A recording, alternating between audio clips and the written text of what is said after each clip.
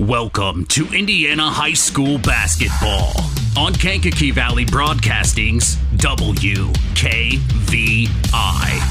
Tonight's game is brought to you in part by Coca-Cola, Culver's Portside Marina, NEPCO, Crane and Equipment Services, Farm Fertilizers, First Farmers Bank and Trust, Lawrence Farms, Mark's Body Shop in Knox, Zingo Express, Pulaski Memorial Hospital, Stark County Co-op, The Auto Park with locations in LaPorte, Plymouth, and Bremen, Standard Plumbing, Heating, and Air Conditioning, Collins Insurance, Howard's Marathon of Winamac, and 5 Star.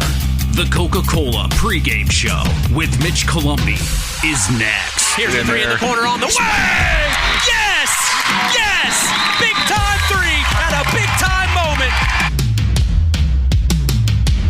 5 Star, the largest meat and grocery store in the area, focused on quality, value, and customer service. The 5 Stars in the name of the store come from 5 family members of the original owner serving in World War II, each one represented by a blue star on a flag hanging in the front window of the family home. That's why even decades later, 5 Star is known for its dedication to service. Now that dedication means savings for you. 5 Star, one of the We Care stores, the area's largest meat and grocery store, focused on quality, value, and customer service. Located, you know where, in the Knox Mall.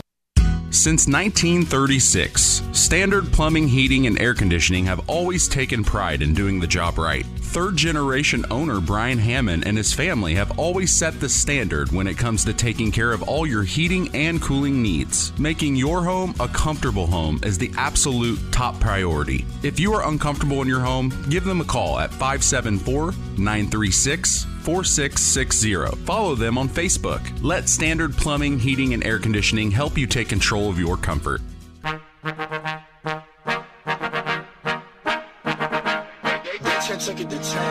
Top of the key for three! Splash! Big time three. Here comes Vice driving inside. Stolen. Picked up by Samantha Marks. Oh, man, he made it happen! Welcome to the Coca-Cola pregame show. Now, here is the voice of KVB's WKVI Sports, Mitch Columbi. The new era continues here on Kankakee Valley Broadcasting's WKVI. Tonight, the battle for Pulaski County is on. The West Central Trojans host the Winamac Warriors. The Tomahawk Trophy is on the line. This is Indiana High School basketball. With us tonight, breaking things down and analyzing play, our sports analyst, Justin Ruff. Hey, I'm Mitch Columbi. The tradition continues. This is KVB's WKVI Sports.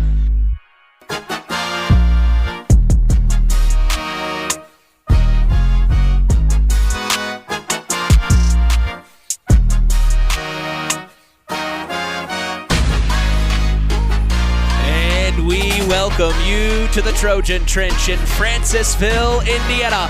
47946.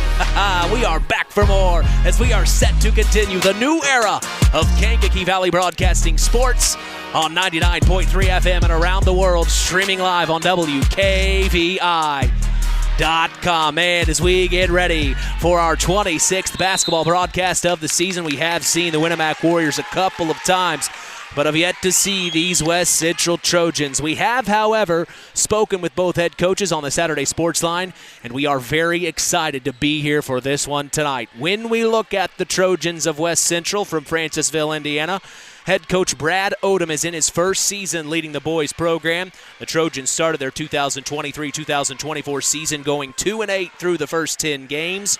The 2 wins came against South Newton and North White. Since that time, they took on Tri-County January 11th and lost 46-35, then took on Caston in their last matchup this past Tuesday on the road and fell 80-47.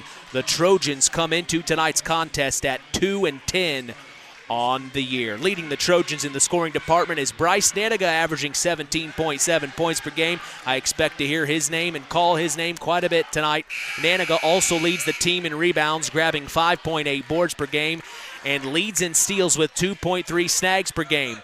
Connor Marlatt is the team's assist leader, averaging just under 4 dimes per game, and as a whole, the Trojans are averaging 47.5 points per game, and their defense is allowing 59.5 points per game. We turn now to our sports analyst who has been with us all week, Justin Ruff. Another night, man. Another night, and I'm sorry that you've been with me all week. Thank you. And Monday, too, right? Monday you get to see me, too. Well, it's pretty exciting right now. The last 35 seconds of the JV game is going on right now. It's 34-31. The Winamac Warriors are leading by 3. And the Winamac Warriors just controlled possession with the whistle there. Looks like a jump ball. But, Justin, give us your thoughts on this West Central Trojan varsity basketball team. Well, with West Central, I like, they're kind of young, but they have that junior, I always butcher his name, Naniga. Yeah. So I remember 2 years ago scouting him as a freshman. And he's just a guy that can put the ball in the hoop. He's a good scorer around the basket. He's developed a shot within, the couple years since I've seen him since his freshman year. And then they have another freshman who's handling the rock for him majority of the time. Yeah. Which is funny enough, I've been watching him play since like middle school, and I've actually been wanting him to just move over at Winamac because I've seen he's got some Winamac ties. Sure. And I know some of his family, but I just love the way he plays and watching him against going up against Caston. He just they trust the ball in his hands, and that's the shot will come. He'll gain confidence when it comes to shooting the ball, especially Mitch off the dribble. But right now he's just a freshman. He'll gain that confidence. But starting as a freshman, that's pretty high confidence as well. So I like those two guys, and I do like some other guys that have there. Marlatt and Huber. I feel like I've been seeing those names for a while. They always have brothers and cousins that I remember scouting. But they're 2-10. But again, I said this last night. When there's a rivalry, it does not matter. These guys are going to give Winamac their all. Well, last few seconds here sees a big-time 3 on the way from the JV team for West Central. No good. And that'll be the end of the ball game. 34-31 is the final as the Winamac Warriors JV team beats the West Central Trojans JV team. But we turn the page and look at the varsity team for the Warriors of Winamac, Indiana. Head coach Mike Springer, he's in his first year leading the boys program. The Warriors started their season at home against Twin Lakes and won 55-50. They then hosted North Newton and won 64-53. Then went on a tough stretch of games, losing the next 6 before picking up a much-needed win over Rossville in holiday tournament action. They took on Delphi and won 48-42 December 23rd. We saw them fall to the Knox Redskins 45-40. Then they turned things back around, beating Northfield 45-33. This past Saturday, they took on Delphi again, this time falling 57-53. Then last night, man, what fireworks as they took on their heated rival in the North Judson St. Pierre Blue Jays, pushing it all the way to double overtime. The Warriors won 49-44 as they come into tonight's matchup at 6-8 on the year. Leading the Warriors in the scoring department is John Malco, averaging 14.2 points per game. Right behind him is Will Malco, averaging 7.8. And then rounding out the top 3 is Brendan Hines, averaging 7.5 points per game. Leading rebounder is John Malco. He's grabbing 4.5 boards per game. Brendan Hines is the team's assist leader, averaging 3.1 dimes per game. And leading the team in steals is Will Malco, averaging 1.4 snags per game. As a whole, the Warriors are averaging 46.9 points per game on offense, and their defense is allowing 50.1 points per game. Justin, man, last night was a great showing for Warrior Nation to be proud of, and after seeing what was displayed last night, I can only imagine they are chomping at the bit, ready to go for another rivalry game tonight, this time with some hardware on the line. I mean, absolutely. It's never easy to win on the road, especially at your rivals. But a funny stat fact, the Winamac Warriors, they have not lost to West Central since my senior year, painfully, my senior year. So Man, I'm sorry to hear that. That's 2010, Mitch. So that's been 13 years now. We're at 2024, so 14 years. It's been a while since West Central's beaten Winamac. So I'm sure, I remember saying that 2 years ago when we were coaching. Like, you don't want to be that team that coughs up, that breaks that streak that the basketball team has done. But, they know what this rivalry is. They know, holding that tomahawk up high in the sky right after you win is a great feeling. And I think they know about that. So we had a lot of guys that stepped up last night, and I expect Why are you whispering? I don't know. Because they're doing the senior night.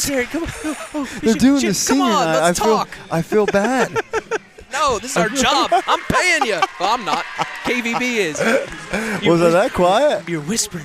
Oh, it's going to be a good game, It's a secret. It's a secret what I'm trying to say. You don't want to admit that it's been a while since the Trojans have had to win this game tonight. Hey, it's time for the Winamac Warrior or the West Central Trojans to step up. They've had to deal with some adversity this season. Head coach Brad Odom kind of alludes to that in the KVB coaches corner. But hey, it's going to be a good game tonight. It definitely. I feel like it is. It's going to be awesome. We called it last night. And we should get like a trophy or a medal or something for calling it right, or at least a bonus. I'll take that.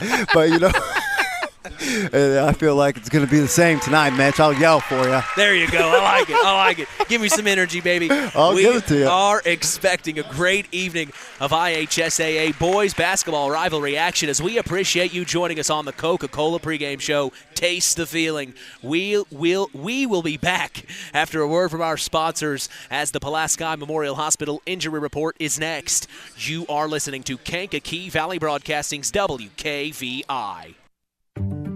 Real magic is everywhere. It's in your mom's cooking, in 4-hour dinners with friends, in that first bite of something new, and in the fizz of a Coca-Cola. Now with so many options for less than $5, the Coca-Cola Value Collection will help you make the most out of every magic moment for so much less. Taste the magic for less with Coca-Cola. BP gasoline with Invigorate helps clean your engine and can give you more miles per tank. Continuous use may result in the following pleasant side effects: excessive smiling, feeling more relaxed, taking more drives just because, volunteering for carpool twice in a row, and bragging to your friends about how you use our best fuel ever. To find out if BP gasoline with Invigorate is right for you, stop by your local station to discover our best fuel ever. Versus minimum detergent gas, average restored 3 to 5 miles per tank, based on fleet testing and based on what you drive and how you drive. High school sports brought to you by Zingo Express. Who's in? Who's out? It's the Pulaski Memorial Hospital Injury Report with Mitch Columbi. Mitch? Hey, thanks, John. The Pulaski Memorial Hospital has been serving lives of the residents of Pulaski County and the surrounding area since 1963. We appreciate them supporting local high school sports and helping continue the tradition on KVB's WKVI. We are lucky to say no injuries to report tonight, as that is our Pulaski Memorial Hospital injury report. We turn now and have a chance to talk with head coach of the South Central Lady Satellites basketball team, Ben Anderson. We've got him on the line. Coach, how are you this evening? Hi, Mitch. I'm great. How are you? Hey, we're hanging in there. Tough loss a couple of nights ago against the Tri-Township Lady Tigers in PCC tournament action. You turn right around, though. You take on the Tigers tonight. What have you learned, and what do you prepare to see on the floor? Yeah, no, I mean, we're prepared to see a good, hard-fought game again tonight against a, formidable opponent. Tri-Township's, really good team, and they've proved themselves. We had an opportunity to kind of bounce back last night in another PCC game over at Westville, so that was good to be able to do that. But we expect another rough and tumble game here tonight in the Tiger Den. Oh, I guarantee it, the historic Tiger Den. Coach, I know you're all focused about tonight. But looking at the future in sectionals right now, it looks like you guys drew North Judson, and that's where we're going to be this coming Tuesday. Like I said, I know your mind is on tonight's game, but just real quick, share with us what you are preparing in sectionals to let our listeners know. Yeah, no, we're excited to play at North Judson Tuesday night. You take whatever draw you can get. That's the beauty of the blind draw, and we'll take North Judson right off the bat. So, we played them back in November, and we ended up winning that game by about 20, but it was not a 20-point win. I mean, it was a much closer game than the final score indicates. But and they've improved throughout the season. They're a younger team, and they've done a lot of improving over the season, and so we got a lot of film on them. We're preparing for Tuesday night. We're going to go over to Judson tomorrow morning for our sectional practice, so we're looking forward to that as well. Hey, it's best time of the year, Coach, isn't it? That's right, absolutely. State tournament time. Well, hey, Coach, thanks for hopping on here. Good luck tonight against the Tigers. Go get them, and we'll talk to you tomorrow morning on the Saturday Sports Line. Thanks, Mitch. Appreciate you. Absolutely. That is head coach of the South Central Lady Satellites, Ben Anderson, here in the Coca-Cola pregame show, setting the table for tonight's game between the Tri-Township Lady Tigers and the South Central Lady Satellites in the historic Tiger Den. If you're at the game, we're going to keep you up to date as well as scores throughout tonight's matchup, because we are in Francisville as the West Central Trojans are hosting the Winamac Warriors. The Tomahawk Trophy is on the line. Stay tuned. We're going to hear from Mike Springer of the Warriors and Brad Odom of the Trojans after the break in the KVB Coaches Corner. You are listening to Kankakee Valley Broadcasting's WKVI. In 49 other states, it's just basketball. But this is Indiana. Stay tuned for more in-game action with Mitch Columbi on Kankakee Valley Broadcasting's WKVI. Pulaski Memorial Hospital. Quality care closer to home. Pulaski Memorial Hospital is all about community and keeping our community spotlight shining on the accomplishments of our youth. That's why PMH is proud to be a sponsor of our local high school sports action on WKVI, our community radio station. Pulaski Memorial Hospital. Quality care closer to home. The Stark County Co-op has been a member-owned farm services co-op in Stark County since 1928. That's over 90 years, and they're still providing the same quality agronomy services to the farming community of Stark and surrounding counties.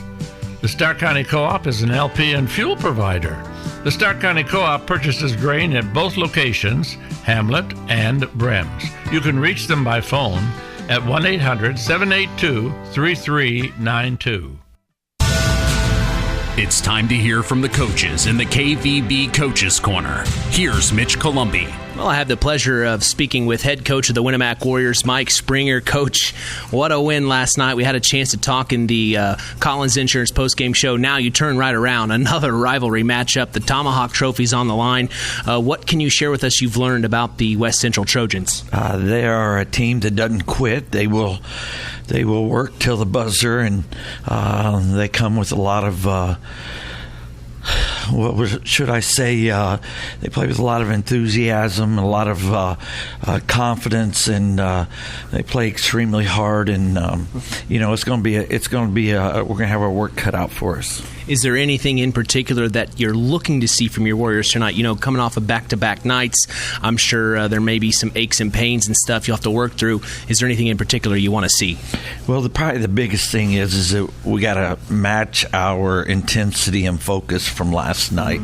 And if we can do that, I'll feel pretty good about where we'll be at in an in-ball game. You got to take care of the ball. You got to rebound, and West Central's got some kids that'll go attack the glass, so we got to be ready for that. And I just think we just got to play our game and not get caught up in the emotion of the moment with the rivalry. And I think if we can do those, take care of the ball, rebound, play within ourselves, and then we're going to be sitting pretty good. Message to Warrior Nation here on the road. One possession at a time. That's all it takes to win the game. Coach, appreciate your time. Good luck. Thank you, sir. Culver's Portside Marina handles all water and recreational needs. When it comes to pontoons, Godfrey leads the industry in performance and quality, and Portside Marina has them in stock. From Sanpan, Aqua Patio, Sweetwater, and Monaco pontoons, if you're looking for a family boat, Culver's Portside Marina can help. Discover the evolution of the wake boat through luxury models offered from Centurion and Supreme Surf Boats. Yamaha Wave Runners and Kawasaki jet skis are on the showroom floor waiting. Located at 514 West Mill Street in Culver. Stop in or call them at 574-842-5000. Culver's Portside Marina. I'm here with head coach Brad Odom of the West Central Trojans. Coach, you come into tonight. The battle for Pulaski County is on. The Tomahawk Trophy is on the line. What have you learned maybe the last 24 hours or so, maybe more, about these Winamac Warriors? Well, I know they're coming off a huge win last night, a double overtime win against North Judson, the great team coached by Kent Cheatham. So I know they're going to come in riding an emotional high. Anytime you play a county rivalry game, you know the emotions are going to be flowing. You know the adrenaline's going to kick in, and hopefully we'll see a high-level game here. I know tonight's senior night. Talk about what the festivities brings to the atmosphere in terms of a basketball game. Well, it'll be senior night for our wrestlers tonight, so that'll be a little bit different, than maybe honoring our kids. So we'll stay out in between games, and we'll make sure that we're sitting there honoring our boys. The wrestling coach led by Kenny Nielsen and Nate Williams. They do a great job. They've got competitors up and down that roster, so we want to make sure that we do the right thing and honor those boys and show them how proud that we are of their commitment to what they've done over the years. And then we'll get ready to go and we'll talk in the locker room and get them fired up, and we'll take the floor. What's the message at this point in time in the season? 4 weeks away from our favorite time of year, Coach, in sectionals. What's the message to this team right now? Well, we got to continue to grind and improve every day. We've had some adversity this year that we got to try to overcome, and we got to continue to put our best foot forward every day in practice and push each other.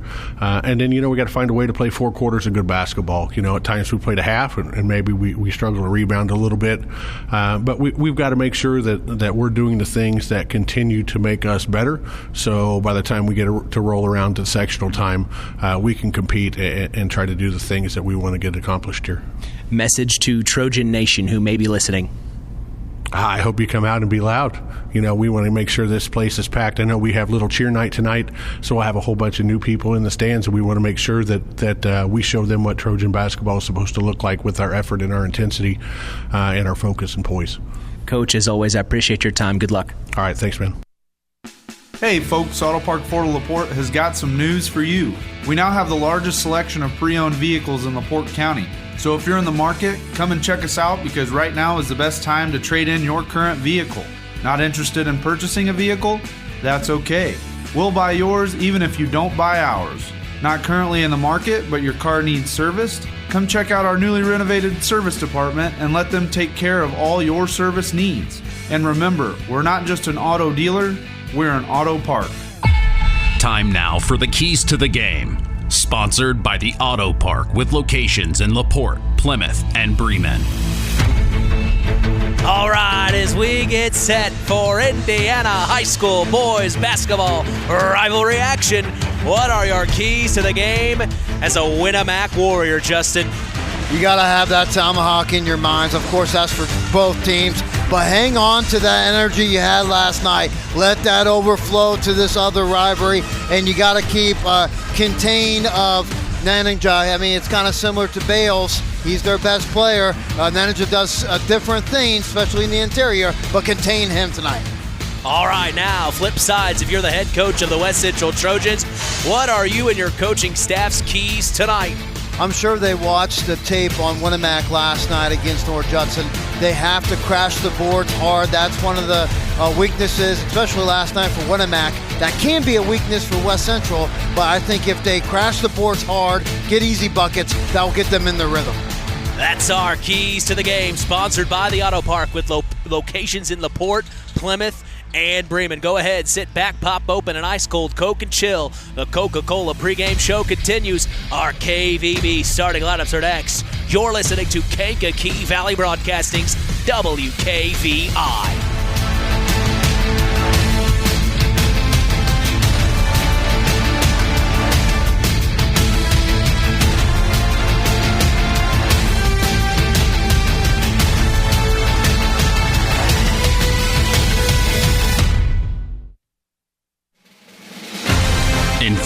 49 other states, it's just basketball. But this is Indiana. Stay tuned for more in-game action with Mitch Columbi on Kankakee Valley Broadcasting's WKVI. Have you ever wondered how much I could sell my vehicle for? Well, Auto Park Chevrolet GMC can help with that. We're looking to buy your vehicle. It is a quick, simple process that puts money in your pocket. Stop by the Auto Park on Oak Road for one of our sales professionals to assess your vehicle and have a cash price for you in moments. If you're looking to trade, we have stacks of inventory for you to choose from, or you can walk away with a check in hand. Don't hassle with listing on Marketplace or waiting forever to sell it privately. Let us make you an offer today. Auto Park Chevrolet GMC. Check us out at www.autoparkchevroletbuickgmc.com or call 574-936-5590 or come to see us next to Walmart in Plymouth. Kankakee Valley RAMC is excited to announce that applications for their youth programs are now available. If you know a student in 6th grade or a junior in high school, encourage them to apply for Camp Kilowatt or Youth Tour to Washington, D.C. Our fun summer experiences are designed to ignite curiosity, foster leadership, and provide hands-on experiences. For high school seniors gearing up for college next fall, KVRAMC is offering $8,000 in scholarships through the Operation Roundup program. Let KVRAMC fuel your academic journey by providing the financial support you need. Are you ready to apply? The deadline is March 1st. Visit kvrmc.com to get started. Puts up a floater. Oh my gosh! High off the glass. Now it's time for the KVB starting lineups. For the Warriors of Winamac, Indiana, starting at point guard, we will see Brendan Hines. The 2 guard is John Malco. At small forward is Jace Bentel. The power forward is Will Malco. And at the center position is Aiden Jimenez. For the Trojans of Francisville, Indiana, starting at point guard is Brendan Grindstaff. And at the 2 is Connor Marlatt. Starting small forward is Bryce Neniga. At the 4 is Jaden Miller. And at the 5 is Zach Benning. That is our KVB starting lineups as we will be back to get set for tip-off. Hey, you are listening to KVB's WKVI.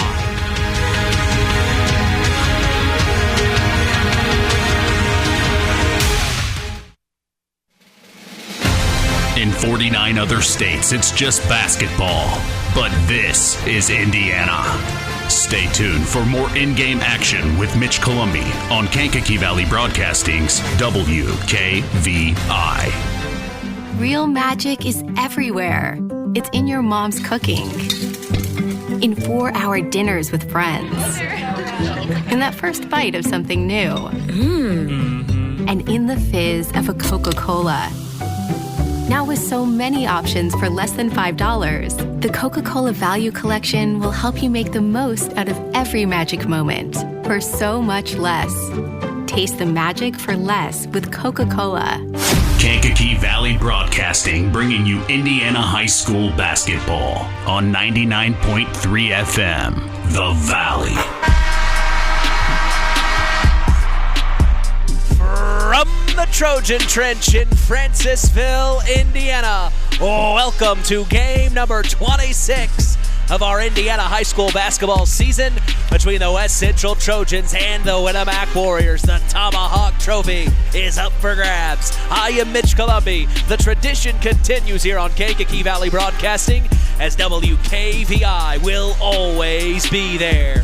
We also want to let you know Kankakee Valley Broadcasting's WYMR will always be there too. Join the boss, Tony Ross, on Max 98.3 FM every day as well for even more content involving your area. Between WYMR and WKVI, KVB has you covered. You can stay up to speed on local high school sports in your area by following us on social media. We are on Instagram at WKVI Sports, on X, formerly Twitter, at KVB Sports, and on Facebook at Sports to the Max for all Kankakee Valley Broadcasting sports content. Hey, you can listen to us on your phone. Just go to one of our social media sites I mentioned and tap the link on our page. We are literally in the palm of your hand. Well, we are proud to let you know the public address announcer tonight in the Trojan Trench is Greg Bushman. The scoreboard operator is Randy Anlicker. In charge of the official scorebook tonight is Holly Benesh. Our officials for this evening are Chris Neubauer, Chad Boldry, and Jamie Myers. Breaking things down and analyzing play, we are honored to have Justin Ruff with me in the KVB booth. Tonight, we got a doubleheader on tap. We just had a chance to talk with head coach of the South Central Lady Satellites, Ben Anderson, coming off that tough loss in the PCC Tournament Championship round against the Tri-Township Lady Tigers. They had to turn around and take on the Lady Tigers again, this time in the historic Tiger Den. Both teams coming into tonight, you can almost guarantee that's probably a revenge game on the line for the South Central Lady Satellites. That quick, what a fast turnaround. Yeah, it is. I'm sure the scouting report is, pretty, when it comes to personnel. But, if you're South Central, I'm sure that, there's a few adjustments that needs to be made for them to have, be on top this time. Well, in the girls, we see the North Judson St. Pierre Lady Blue Jays hosting Triton tonight. Don't know much about Triton, but I do know the Lady Jays are finishing up their regular season, and then they turn right around this coming Tuesday to take on the South Central Lady Satellites, as we talked with head coach Ben Anderson of South Central a few moments ago. That'll be an interesting matchup. And then also happening tonight, the Culver Cavaliers boys basketball team traveled to LaVille tonight to take on the Lancers. Knox, the Redskins boys basketball team, is hosting Washington Township tonight.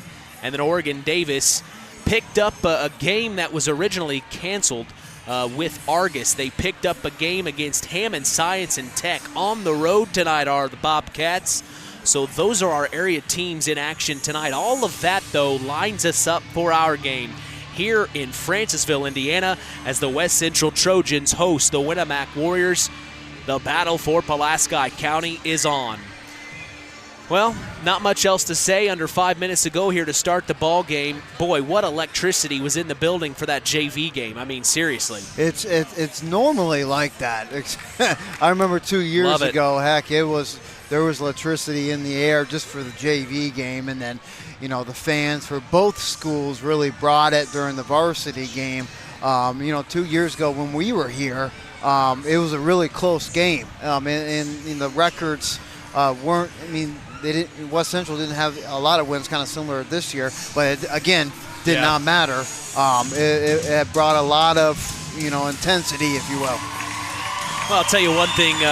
Watching this West Central team last year, Bryce Naniga, it all starts with him, and he leads the team in points right now. I've only seen him play once, but that one time he played against Pioneer last season, it was enough to impress me to remember him 365 some odd days later. And he's rocking a beard right now, so he kind of looks like a 25-year-old. I couldn't grow that. Could you grow that in high school? I could. Well, you had dark hair.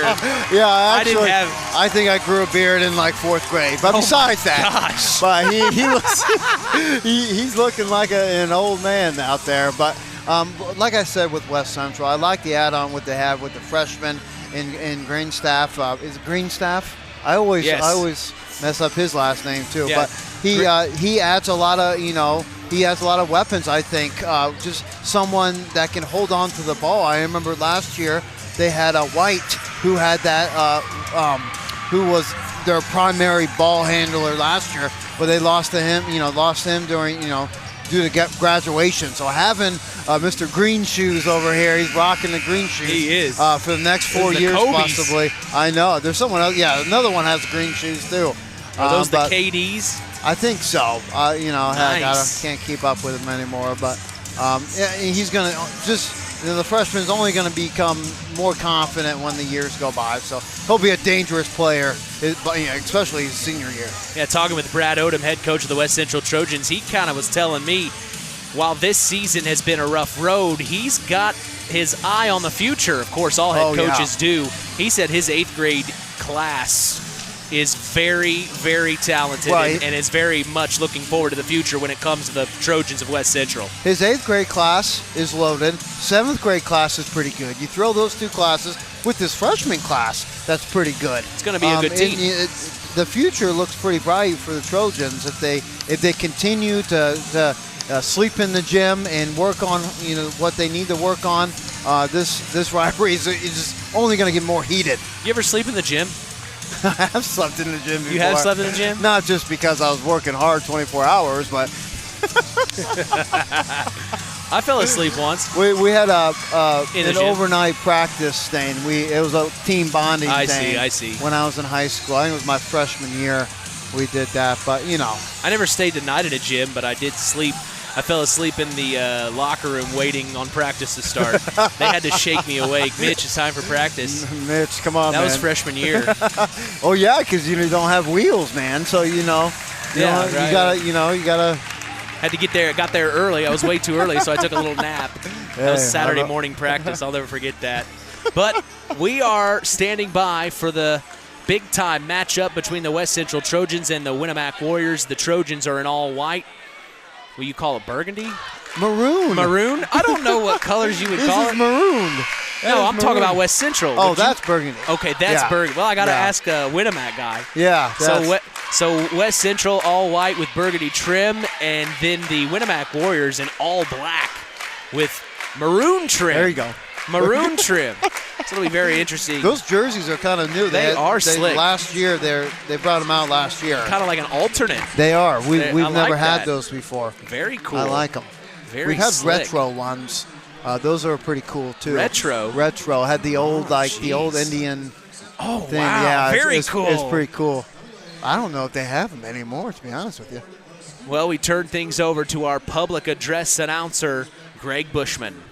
Your cooperation is appreciated. Ladies and gentlemen, at this time, we ask that you please rise, kindly remove your hats, and join in the singing of the national anthem as played by our very own West Central High School pep band under the direction of Mr. Stephen Scholey.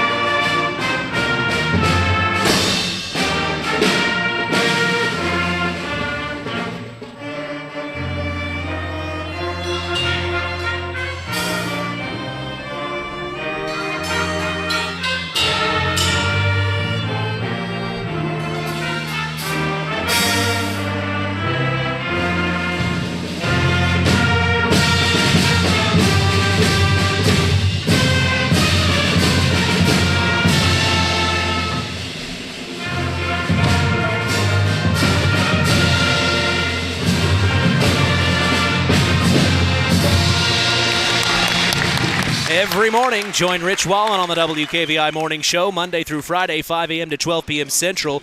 Catch local news as well for our area with Kankakee Valley Broadcasting News Director Anita Gooden, who covers news on WYMR and WKVI. Catch our stories on WKVI.com and Max983.net to stay up to speed in your local area. Hey, I'm Mitch Columbi, proud to be doing the play-by-play as we are set for Indiana High School boys basketball rivalry action from Francisville, Indiana.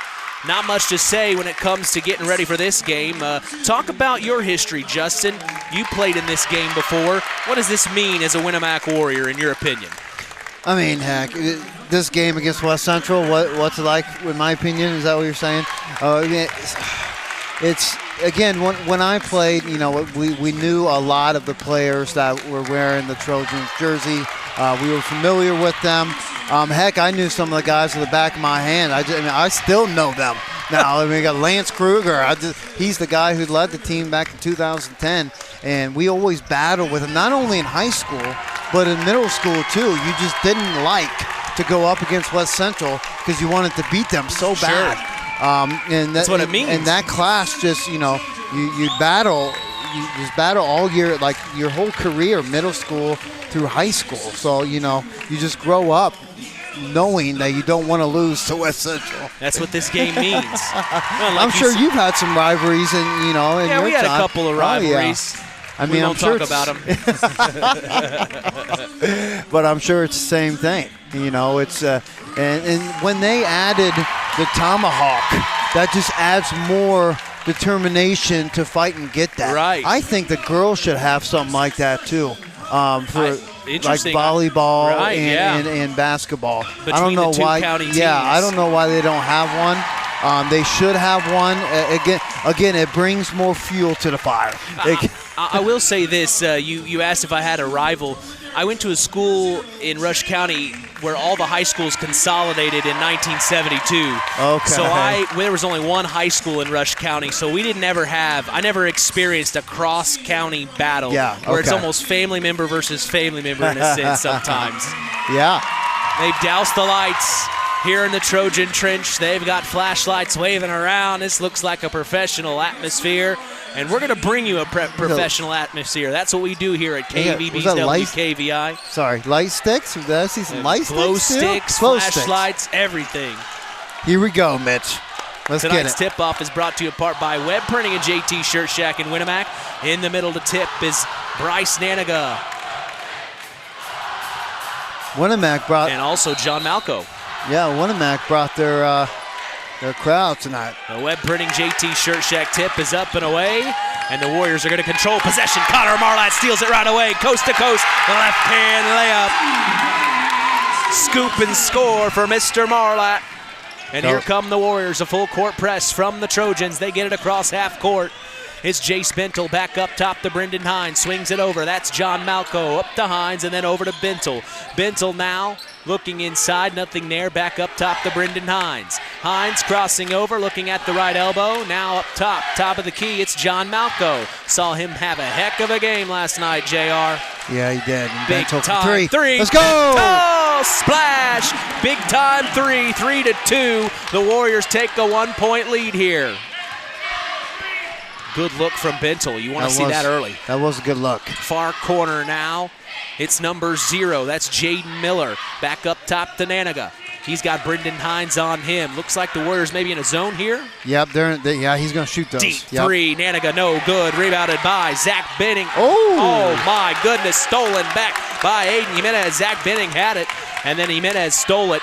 And now gets it to Bentel, up to John Malco, and then reaching in there is an excited Connor Marlatt. Man, he is bringing the juice tonight. Yeah, he is. Both teams met are in the 2-3 zone. It's going to be interesting to see. I know Winamac and how they're handling 2-3. They're not the best in the 2-3 zone because they don't hit a lot of threes. But right off the bat, Bentel, like you said, seeing that go down is a good look for the Winamac Warriors. So the Warriors kick it into Brendan Hines. He finds Jace Bentel, then back to Hines, over to John Malco in front of the Trojans bench. Now to the left elbow, it's Will Malco. Back out far, extended wing. It's Jace Bentel, swings around to John Malco. He pops a three, no good. Saved by the Warriors on the inside. It's Jace Bentel, sidesteps, thought about a three, but no, swings it back around. It's John Malco going into the paint. He's going to lose it. Stolen by Connor Marlatt. Here comes Connor, one-on-one, back out. Oh, my goodness, big time three on the way. That was number 1, Brendan Grindstaff. No good, and then stolen from behind.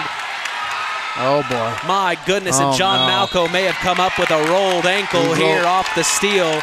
And then going inside, I believe it was Bryce Naniga. He may have drew a foul, and he's going to go to the line here. It's not good for Winamac. He rolled it pretty good. I saw him kind of just do the old twisty.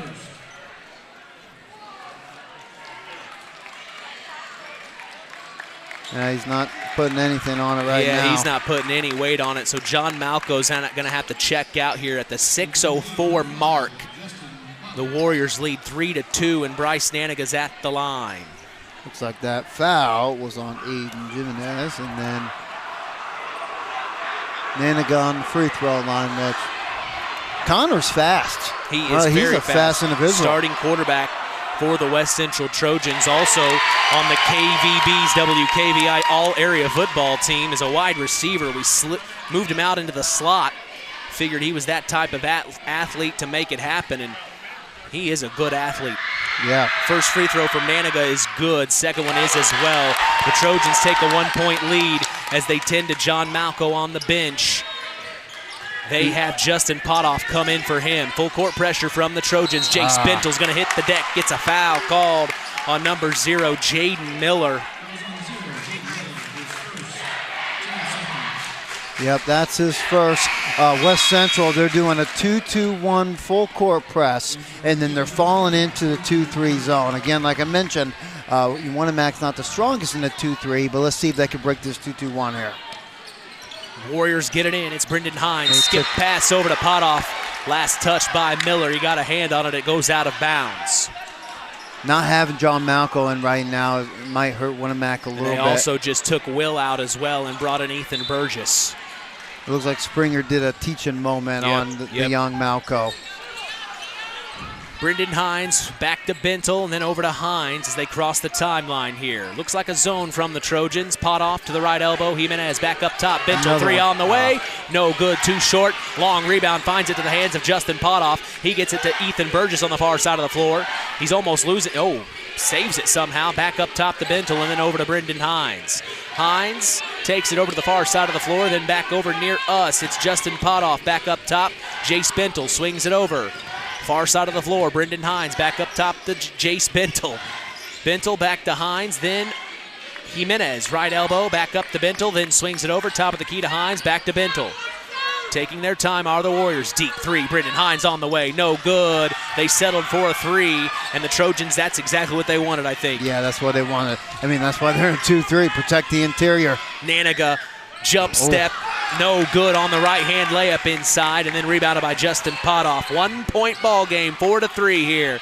Potoff over to Brendan Hines. Hines back to Potoff, top of the key, then swings it over near us. Jace Bentel back up top to Brendan Hines. Then far side of the floor, it's Potoff back to Hines. Hines bringing it over near the Trojans bench. Now Potoff inside, floater from 14, no good, rebounded by Naniga. He then gets it to Brendan Grindstaff, and here comes Grindstaff coast to coast. One on three, blocked from behind by the Warriors. They save the day. That was a good block. They get it to Bentel now, and he's going to bring it across half court. 4:20 to go in the first, 4-3, the West Central Trojans lead. Hines to the free throw line, then back out far side of the floor. Bentel driving baseline, dump off to Ethan Burgess. And he gets the floater to go, a nice little 2-footer. That was all created by the senior Jace Bentel. Beautiful attack to the basket, kick it off to the sophomore Burgess. 5-4, Warriors back in the lead. On the other end of the floor now, it's Grindstaff. Deep three on the way, no good on the step back inside though, almost rebounded by Connor Marlatt, and they're saying it went off his foot, out of bounds. It will be Warrior basketball. We are seeing Addison Huber check in, and checking out is Jaden Miller. Also checking in is Austin Bolin for Zach Benning. For a second, it didn't look like John Malco was getting treated, but I think the doctor for Winamac Hospital is down there now. Dr. Anderson is checking on Malco's ankle. Deep three on the way from Potoff, no good. Rebounded inside by Aiden Jimenez. And I think they're going to call it over the back here and give him a technical foul. He doesn't understand it, and the official is staring Aiden down. My goodness, I've never seen quite a death stare like that, JR. I don't. Usually they give the kid a warning if there was some kind of thing that he said, but he wasn't having it against this rivalry tonight, and that will see Aiden to the bench. And Bryce Naniga at the line to shoot the technical free throw here. First free throw from Naniga is good. He's got another technical free throw here. Ties it up at 5 apiece. We got what? Not even 3 minutes in, 4 minutes in, and we got a technical already in this rivalry for the Tomahawk. I'm not surprised. Second free throw from Naniga is no good, as tonight's broadcast is brought to you in part by Nepco Crane and Equipment Services, specializing in mobile crane service. Call Joe Nepp at 1-800-590-2272 for all your residential, commercial, and agricultural crane needs. 5-5's the score. It's a tie ball game. Here in the Trojan Trench, the Tomahawk Trophy's up for grabs. It's Brendan Grindstaff trying to get it inside. Oh, man, and then a reach-in foul's called. I think the Warriors may have come up with a steal. Yep, that's what happened. Brendan Hines got a good steal there, and then that foul was called on Bolin for his first. They're calling it close tonight so far in this game. Warriors get it into Bentel, then over to Will Malco, who just checked back in a moment ago. It's Bentel bringing it across half court. He gets it to Brendan Hines, then back to Bentel. Bentel up top of the volleyball line. He finds Brendan Hines, and then over to Bentel, then far side of the floor, Justin Potoff. Potoff to the far corner, Will Malco. Then back up top to Bentel. Over to Potoff. Getting inside, dump off to Will. Ooh, puts I up a see shot you, Will. off the glass. Beautiful step through Will layup. Malco, 7-5. The Warriors take a 2-point lead here. Looks like they're in a 3-2 zone now here for Winamac. Have Brendan Hines on the top and cover in the middle. Back up top to Bryce Naniga. Skip pass to the corner. It's Ooh, that's off Grindstaff. White. And then it goes out of bounds. Last touch by, they're saying the Warriors. I don't know if that was a good call, but what can you do? He has a better view than us. They get it in to Grindstaff. And then Grindstaff is at the top of the key at the volleyball line. He gets it over to Bryce Naniga. Naniga then up top to Grindstaff. Back over, far corner Naniga. Will Malco on him. Then back up top to Addison Huber. Huber then over to Grindstaff. Grindstaff hands off to Connor Marlatt. Then over to Bryce Naniga. Naniga back to Marlatt. Top of the key, pops the three. Oh boy. No good, too hard off back iron. Rebounded by Huber, then back out. Grindstaff, three on the way. Splash! Big time three! Brendan Grindstaff, the freshman. And then almost stealing it was Bryce Naniga. Again, that was all created because of offensive rebound by West Central. And what did that do? It gave him a second chance opportunity to hit a big three by the freshman. Winamac is, this is 2 nights in a row now. Winamac's not doing a good job at, getting that offense or defensive rebound. Hines gets it over to Bentel, then back to Hines, top of the key. 8-7, the Trojans lead with 1:48 to go here in the first. Hines picks up his dribble on the far side of the floor, gets it to the right elbow to Jace Bentel, back up top to Potoff. Justin Potoff playing so well for the Warriors right now. Back to Bentel, then over to Potoff, back to Bentel. Bentel fakes the pass, got his defense away. Big time three. That fake pass got the defense to look the other way, and Bentel had an easy, wide open three, and he knocks it down. That's his second one of the night, Mitch. He knows what this rivalry is about. Driving baseline, it's Naniga going in, blocked by Ethan Burgess. He gets it to Brendan Hines, pushing it forward to Justin Potoff, going inside, off the glass! 12-8. 4 fast points from the Warriors, and the Trojans have it with 1 minute to go here in the first. Grindstaff fakes the pass right, goes back left. It's Jaden Miller. Then to the far corner, it's Naniga, back to Miller. Then over to Marlatt, top of the key. Swings it over near us. It's Brendan Grindstaff. He's going to bring it back out near half court. Ooh. Crossing over, then over to Miller, far corner, three on the way. Naniga splash! It's too open. Huge three. They're trading buckets here in the trench. And then a turnover. The Warriors, Brendan Hines passed it into Will Malco as Will was walking out of bounds to grab the ball.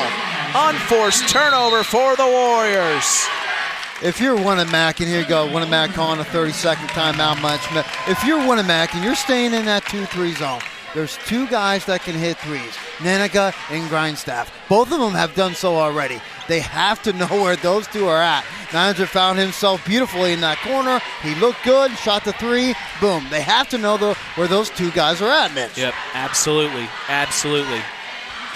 Well, the 30-second timeout by head coach Mike Springer trying to calm the Warriors down. This is exactly what the Warriors were kind of doing to the Blue Jays last night on their home floor. They come into another rivalry matchup tonight, and now the Trojans are doing it to the Warriors. Yeah, and I don't even see John Malco on the bench right now. He must be getting taped up, or, it would be nice to have a sideline reporter. This would be a great opportunity. Yeah, I know, right? I know, right? I don't even see him getting taped up on the side, so we'll see what I can find out. Out of bounds play underneath her own basket. Connor Marlatt to take it out. He finds Bryce Naniga almost losing it. He saves it. It's going to be stolen by the Warriors. It's Ethan Burgess. He gets it back to Will Malco, then up to Brendan Hines, then up to Justin Potoff. Potoff inside, off the glass. A foul's called. Stopping the clock at 25.1 seconds. 12-11 is the score. The Warriors lead, and they are going to check in number 10 for the Winamac Warriors, Jabin Hines, the freshman, here in just a moment as Potoff's at the line. Winamac's good in transition. That was a good job by Potoff, avoiding the charge right there, going to the left and avoiding the body. First free throw from Potoff is no good, and then checking in is Jabin Hines, like I said, and then checking out is Jace Bentel. Potoff, second free throw.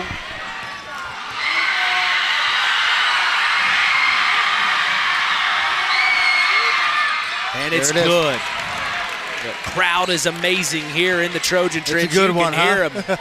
I love it. Grindstaff's going to bring it across half court here. The freshman. He gets it over to Miller, then to the far side of the floor. It's Naniga, wide open three on the way. Yes, sir! Huge shot for Bryce Naniga. Back to a one-point ball game. The Trojans lead 14-13. Pushing it forward to Potoff now. Last 3 seconds. He's going to have to get rid of it. Deep three on the way. No good. That's the end of the first quarter. If you go anywhere, that's your fault. We have an amazing basketball broadcast coming your way. I can feel it. Stay tuned. Second quarter action is coming your way. You're listening to Kankakee Valley Broadcasting's WKVI. On the way home from the game, a deer jumps in front of your truck. And now you've got to get that truck repaired. Make it easy on yourself. Take it to Mark's Body Shop. Mark's has done expert auto body service since 1998 and will work with you and your insurance provider for collision repair, custom body paint, and insurance work. And all work guaranteed by owner Mark Schell. Mark's Body Shop, proud to support high school sports. 772-7003. When you grow up on the land, you have an appreciation for it. When you grow up and work on a family farm, on land that is shared by members of a family, all working together as a team, that appreciation grows even more. They know what it's like to work as a team to get the job done. At Lawrence Farms of Knox, Todd and Josh Lawrence and family support the local high school teams and wish them success all through the season. Today's broadcast is brought to you in part by First Farmers Bank and Trust, providing state-of-the-art banking with old-fashioned service. We thank them for supporting local high school sports and helping continue the tradition on Kankakee Valley Broadcasting's WKVI. We go to the second quarter. Mitch Columbia along with sports analyst Justin Ruff. We're in the Trojan Trench, baby. 14-13. The Trojans lead by 1 over their heated rival, the Winamac Warriors. The Trojans have possession to start the second quarter here. It's Bryce Naniga, another three on the way, no good, and it's rebounded by Jace Bentel. Here come the Warriors, pushing it forward to Justin Potoff, back to Jabin Hines, and then over to Jace Bentel. Bentel, top of the key at the volleyball line, crossing over, back to Potoff. Potoff trying to create space, moves to the right, then back up top to Jace Bentel, swings it over, it's Jabin Hines. Cross-court pass, Justin Potoff into Will Malco, fading in the paint. And that left hand looks strong from Will Malco, stepping up. Yeah, he's left-handed, so that's his move. That's his shot. 15-14. Winamac takes the lead back. It's back and forth here. Far corner. The Trojans have it. Tried to get rid of it with Zach Baining, and it's spinning, and it's going to be stolen by the Warriors here. Potoff to Jace Bentel in front of the Trojans bench. Back up top to Hines. Jabin. Then over to Justin Potoff. Potoff. Back to Jabin. Then over to Jace. Fakes left, goes right. Back up top, over to Potoff. Then back to Bentel. Then over to Jabin Hines. Back up top to Bentel. Swings it over to Potoff. Inside to Burgess. Off his leg. Stolen by the Trojans. Here they come. It's Marlatt.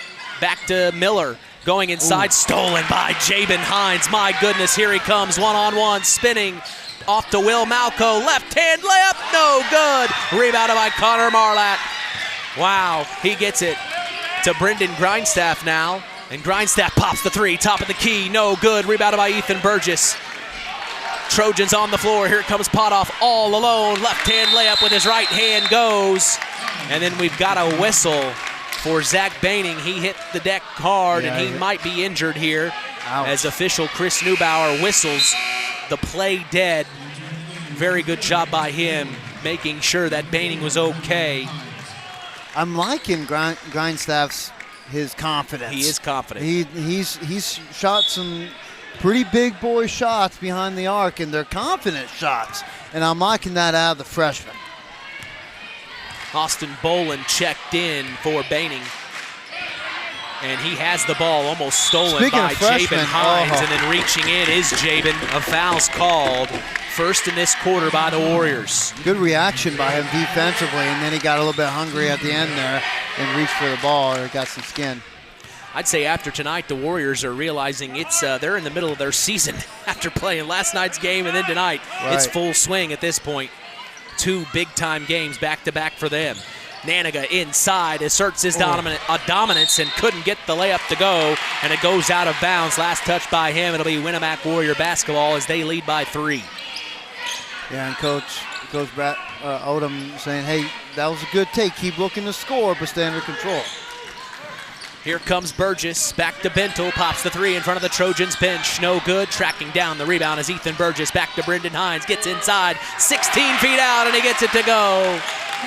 19-14, 5-point lead now for the Warriors. This is an important possession here, next couple minutes for the Trojans. Grindstaff, back to Jaden Miller. Miller inside to Naniga, and then there's a whistle, and here's some extra pushing between him and Ethan Burgess. A little chippiness here. I mean, do you expect anything less? I don't. I love it. I love it. I love it. Out of bounds play underneath their own basket. Bryce Naniga to take it out. Slaps the ball. Here comes the play. Looking for somebody. He needs it. He finally gets it to Connor Marlatt in the far corner. Back to Jaden Miller. Miller back to Marlatt. He throws it away. Jace Bentel stole it. Here comes Jace. He is looking good tonight. Dump off to Will Malco, then to Ethan Burgess. No good. Fight for the rebound. It's Jaden Miller with the help of Connor Marlatt. He gets it to Grindstaff, driving inside. What a motor! No good, but a blocking foul's called on Will Malco. It sends Brendan Grindstaff, the freshman, to the line. He is going at it tonight, man. Again, I watched their last game against, well, not their last game. Well, actually, yeah, it was the January 23rd against Caston, and he was less.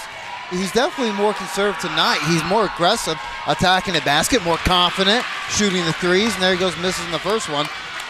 But it looks like he's one of their better free throw shooters. I think he's shooting around 67%. So. Second from Grindstaff is good. Full court pressure from the Trojans. They trail by 4, 19-15, 4:45 to go here in the first half. Mitch Columbia along with sports analyst Justin Ruff. They get it to Jabin Hines as cross half court, skip pass far side of the floor, right in front of the Trojans bench. It's Jace Bentel. Then Jabin Hines pops the 3. Almost there, but no good. Rebounded by Grindstaff, and here he comes, taking on 4 Warriors. He brings it back out to Miller, then over to Marlatt. 3 on the way. No good, too hard, and it touches. Touches the core for the hoop there on top. Above the... Yep. Above the rim. Above the backboard, it hits the strap that brings the backboard up to the ceiling. Calling the play dead, and Justin Potoff's going to check back in, this time for Will Malco. The Warriors get it in. Bentel pushes it forward to Jabin Hines, and then a hand got in there in the passing lane. Tipping it out of bounds was a Trojan. It'll be Warrior basketball here in the near corner. Coach Springer calling out a play. Bentel. Sideline out of bounds play in front of the Trojans bench. Kicks it up top to Brendan Hines. Hines at the volleyball line, playing very well in the last couple of nights. Almost stolen by Bryce Nananga. He tried to get it over to Justin Potoff, and Bryce stuck his hand in the passing lane. They're being aggressive in this 2-3 zone, and that's what you need to do. Anticipate those passes and try to get some. The Warriors get it into Brendan Hines at the top of the key. Hines back up top. Justin Potoff. Then over to Bentel. Back to Potoff up top. Miller and Grindstaff are controlling the top of the zone well. Back to Ethan Burgess, and then almost stolen by the Trojans. A foul's called on the inside. Yeah, I'm liking Miller and Grindstaff on top of that 2-3 zone. Really active, speedy guards, and they can get to the shooters on top. I like those two. Out of bounds play underneath their own basket. Brendan Hines to take it out. He finds Jace Bentel. Bentel, extended wing in front of the Trojans bench. Back up top, Brendan Hines, 3 on the way. Splash! Huge shot for Brendan Hines. 22-15, 3:35 to go in the first half. That's the kind of shooting you want to see. Big boy shot by the junior there. And here comes John Malco. Looks like he got wrapped up coming from the locker room. He's actually walking under his own power. Yeah. That is good news for the Warriors. He's walking in slow motion, but at least he's on his feet walking. Back in action, the ball rolls out of bounds. Last touch by the Warriors. Again, this is West Central. He'll probably that's what I'm suck saying. it up. He'll probably make it happen. He's a senior. Probably did some stretching. There you go. That's what you need to do. Inside two. Saved by Justin Potoff. They tried to get it to Brendan Hines. Stolen by Potoff. Saved it from going out of bounds. Threw it behind his back to another Warrior. Now on the other end of the floor, it's getting it into Potoff. Almost lost it. Saved it back to Ethan Burgess. Up top to Jace Bentel. Then over to Jabin Hines. Back to Jace. Jace crossing over to the right elbow. Brendan Hines from 15, and he gets it to go. Timeout, head coach Brad Odom. Good timeout. He's seen enough. A 9-point lead for the Winamac Warriors without John Malco. They're getting the job done.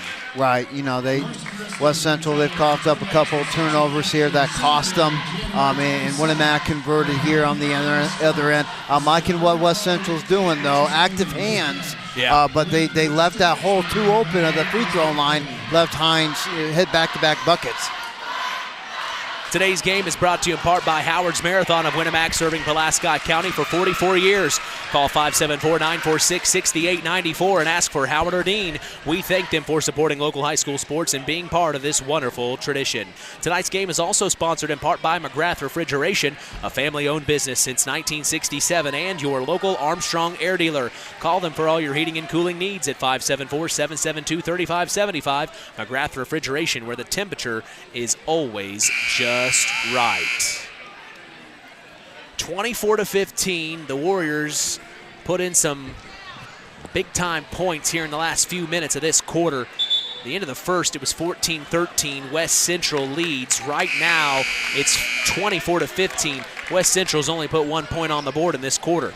Yeah, and again, like you mentioned, Mitch, all this is done without their leading scorer, senior John Malco, with 0 points.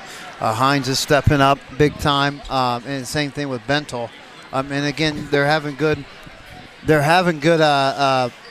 bench points with Potoff and Burgess coming in, stepping up.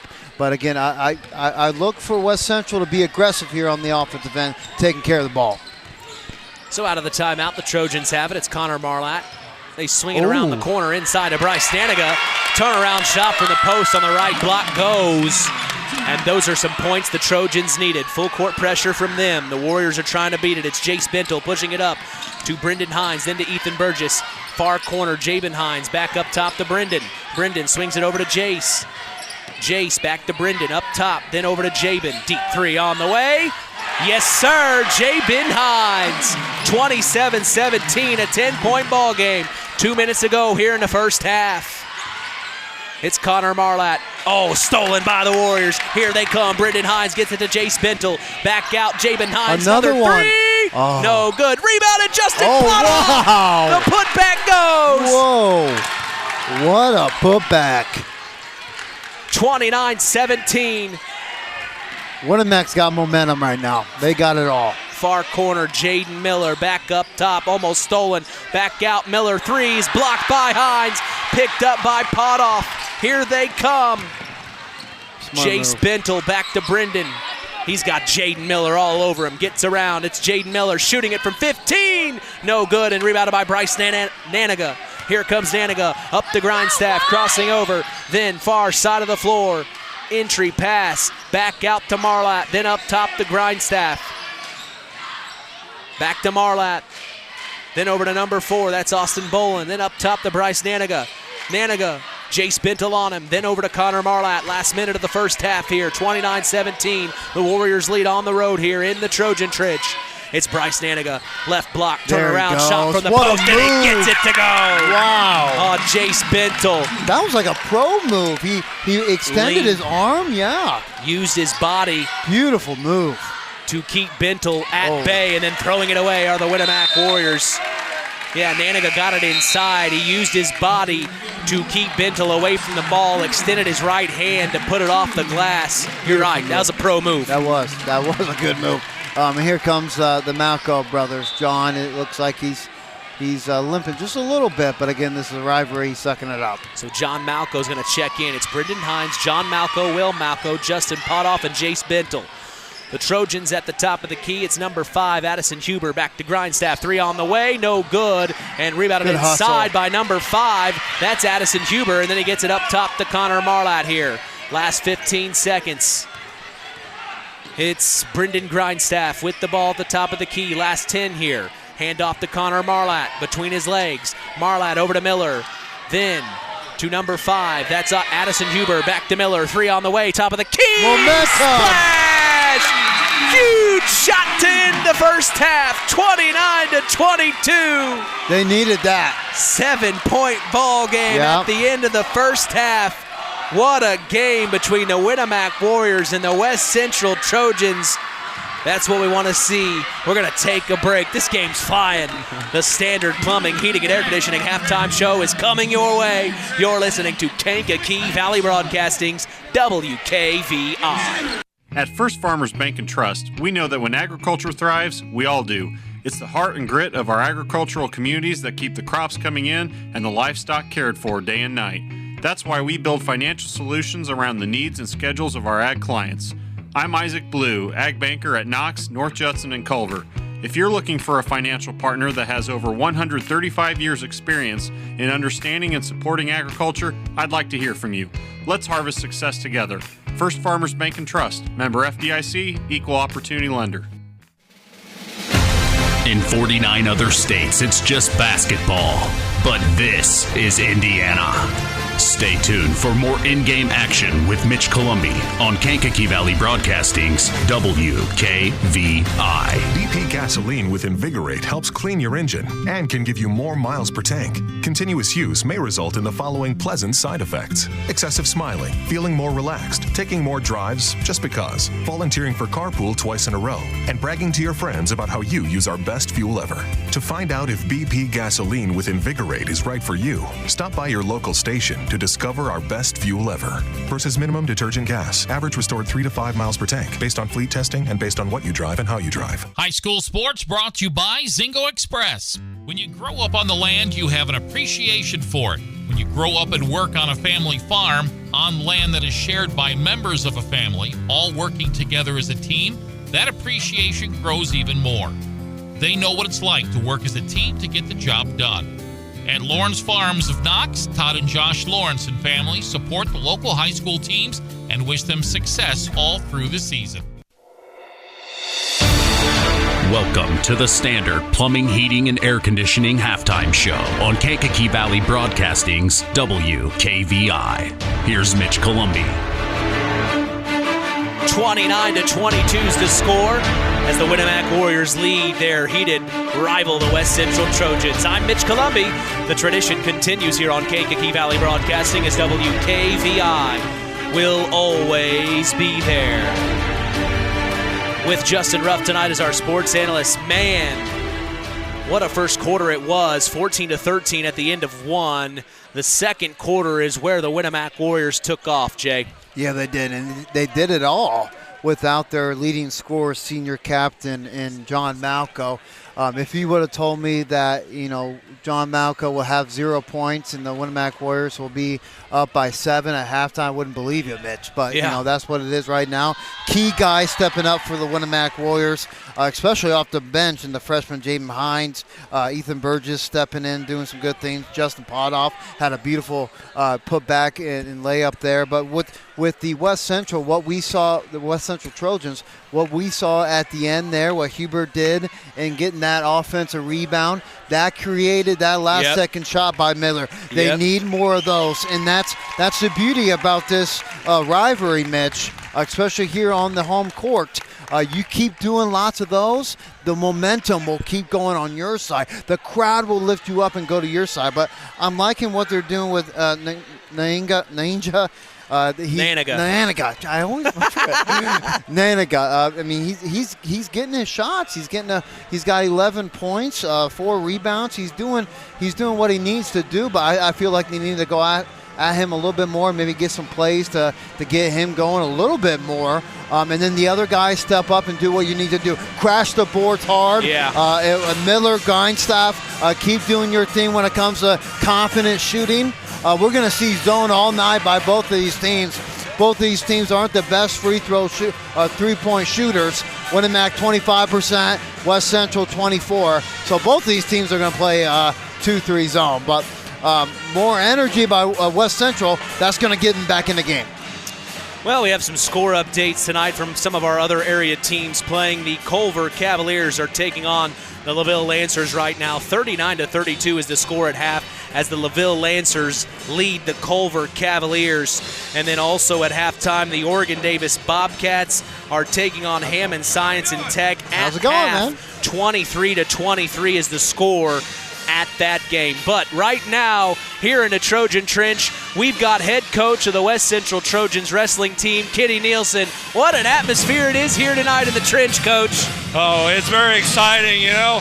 We got off to a good start, but looks like we're kind of catching back up. I hope they keep it a close game. Well, I know you're very busy tomorrow with wrestling sectionals going on. Give us a short preview of what the Trojans have in store tomorrow morning. Yeah, well, thank you. You know, we're really looking forward to getting there, getting going. The boys are all excited, hoping for a big day, hoping to have as many kids as we can get to regional as possible tomorrow. Yeah, well, we saw the seniors out on the floor. They recognize your seniors. Take the moment to name your seniors for us. Oh, we have the Fritz brothers, Drake and Hayden, you know, kind of a bedrock of this team. Jacob Pilarski, we had Zach Gilger and Josiah Rodriguez. Very fine, not only wrestlers, but just great gentlemen and individuals that they are. Well, it'll be exciting to hear what happens for you guys tomorrow. We know you guys do so well in sectionals. Keep it up, Coach. Good luck tomorrow. I really appreciate it. Thank you so much. Absolutely. That's head coach Kenny Nielsen of the West Central Trojans wrestling team here in a Standard Plumbing, Heating, and Air Conditioning halftime show as they are starting their sectional run tomorrow. My goodness, you know, West Central. I know, for West Central Wrestling, it's serious business around here. They take their wrestling very, very serious. And they're normally pretty good. I know a couple of buddies that are into basketball at West Central, and they say lots of their players, athletes, go to wrestling instead of basketball, which, you know, it's not a bad thing, don't get me wrong, but lots of the athletes go to wrestling. Yeah, I know. So, I mean, but jumping on what you said, West Central's wrestling team is a proud program, and they do very well. Well, we wish the Trojans good luck. We wish all of our area wrestling teams good luck tomorrow in sectionals as Standard Plumbing, Heating, and Air Conditioning is helping continue this wonderful tradition on KVB's WKVI. If you are uncomfortable in your home, give third-generation owner Brian Hammond a call at 574-936-4660, serving the local area since 1936. Since 1936, Standard Plumbing, Heating, and Air Conditioning have always taken pride in doing the job right. Third-generation owner Brian Hammond and his family have always set the standard when it comes to taking care of all your heating and cooling needs. Making your home a comfortable home is the absolute top priority. If you are uncomfortable in your home, give them a call at 574-936-4660. Follow them on Facebook. Let Standard Plumbing, Heating, and Air Conditioning help you take control of your comfort. The key to high-yielding crops is accurate and dependable soil testing. This is Andy Awald of Farm Fertilizers and Seeds. Having the right information to make the most profitable fertility decisions is what Image Services from Farm Fertilizers and Seeds is all about. We combine cutting-edge technology and computerized record-keeping with a common-sense approach to soil sampling and fertilizer recommendations. Whether it be by management zone for field-level applications or grid-based for variable rate applications, count on Image Services by Farm Fertilizers and Seeds for your soil service needs this fall. It's hard to believe, but time sure does fly by. Collins Insurance Agency in downtown Knox are celebrating over 30 years of taking care of all of your insurance needs in our communities. If I could turn back time. And we're not going anywhere. Stop in and see Jim and the crew at Collins Insurance Agency in downtown Knox. Insurance you can count on from a business you've trusted since 1989. Proud presidential partners of Western Reserve. Continuing the tradition here on Kankakee Valley Broadcasting's WKVI, I'm Mitch Columbi. We're so glad you've joined us. Web Printing and JT Shirt Shack in Winamac is proud to be part of the broadcast this evening. Web Printing and JT Shirt Shack provides all your printing, screen printing, apparel, and embroidery needs. Call 574-946-3551 and ask for Tina if you want to look cool like the KVB crew.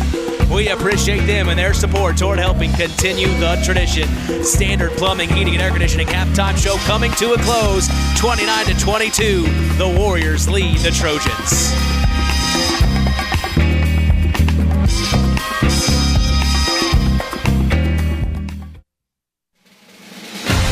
In 49 other states, it's just basketball. But this is Indiana. Stay tuned for more in-game action with Mitch Columbi on Kankakee Valley Broadcasting's WKVI. Culver's Portside Marina handles all water and recreational needs. When it comes to pontoons, Godfrey leads the industry in performance and quality, and Portside Marina has them in stock. From Sanpan, Aqua Patio, Sweetwater, and Monaco pontoons, if you're looking for a family boat, Culver's Portside Marina can help. Discover the evolution of the wake boat through luxury models offered from Centurion and Supreme Surf Boats. Yamaha Wave Runners and Kawasaki jet skis are on the showroom floor waiting. Located at 514 West Mill Street in Culver. Stop in or call them at 574-842-5000. Culver's Portside Marina. The tradition continues with Mitch Columbi on Kankakee Valley Broadcasting's WKVI. From the Trojan Trench, Mitch Columbi along with sports analyst Justin Ruff. We're back in action to start the second half. The Warriors had a great look from three. It was Jace Bentel, no good. And starting the third quarter now on the Trojan side of things, it's Grindstaff getting it back over to number 5. That's Addison Huber. Little man-to-man defense now from Winamac. Changing it up a little bit. Back up top, it's Connor Marlatt. Getting inside at the right elbow. He's called for a travel.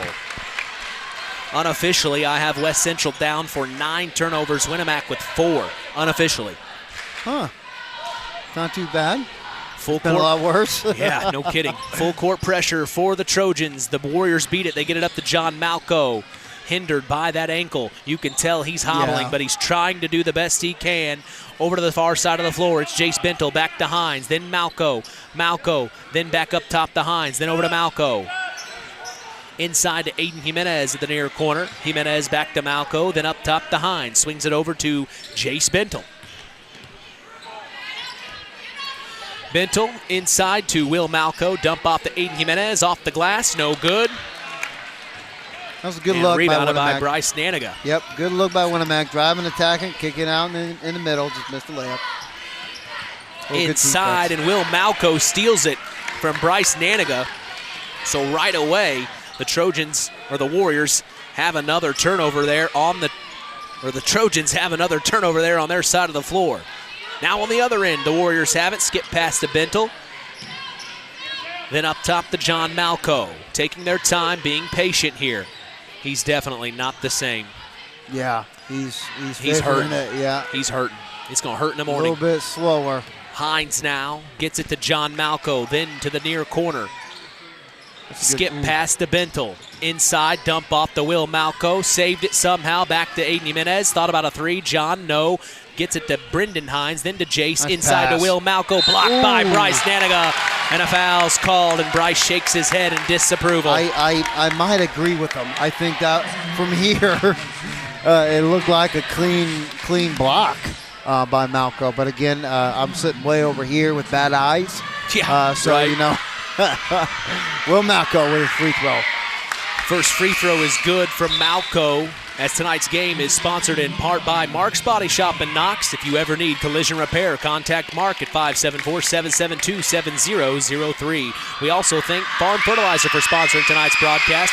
Call them at 574-867-2441. That's Farm Fertilizer, helping to move the bar on yield and crop investment returns. Second free throw is no good. Ooh, Bryce good Naniga tank. taking it all the way, and he's picks up a foul on the floor, it looks like. Yep, on Will Malco. He just zoomed right by him with the ball in his hands. I really like his game. He can attack the basket with speed too. The Trojans get it out up top to number 5. Speaking Huber, of liking then back games, to Grindstaff, splash, big time 3. Did you see the confidence in that shot? I know. This kid's a freshman. He will be a scary individual in the future. I can guarantee you that. Brings the Trojans within 5. It's 30-25 here. The Warriors have it. It's Jace Bentel up top. Gets it over to Brendan Hines. That brought it. That brought the energy. That brought him back with a quick step. Bentel, then over to Hines. Short corner.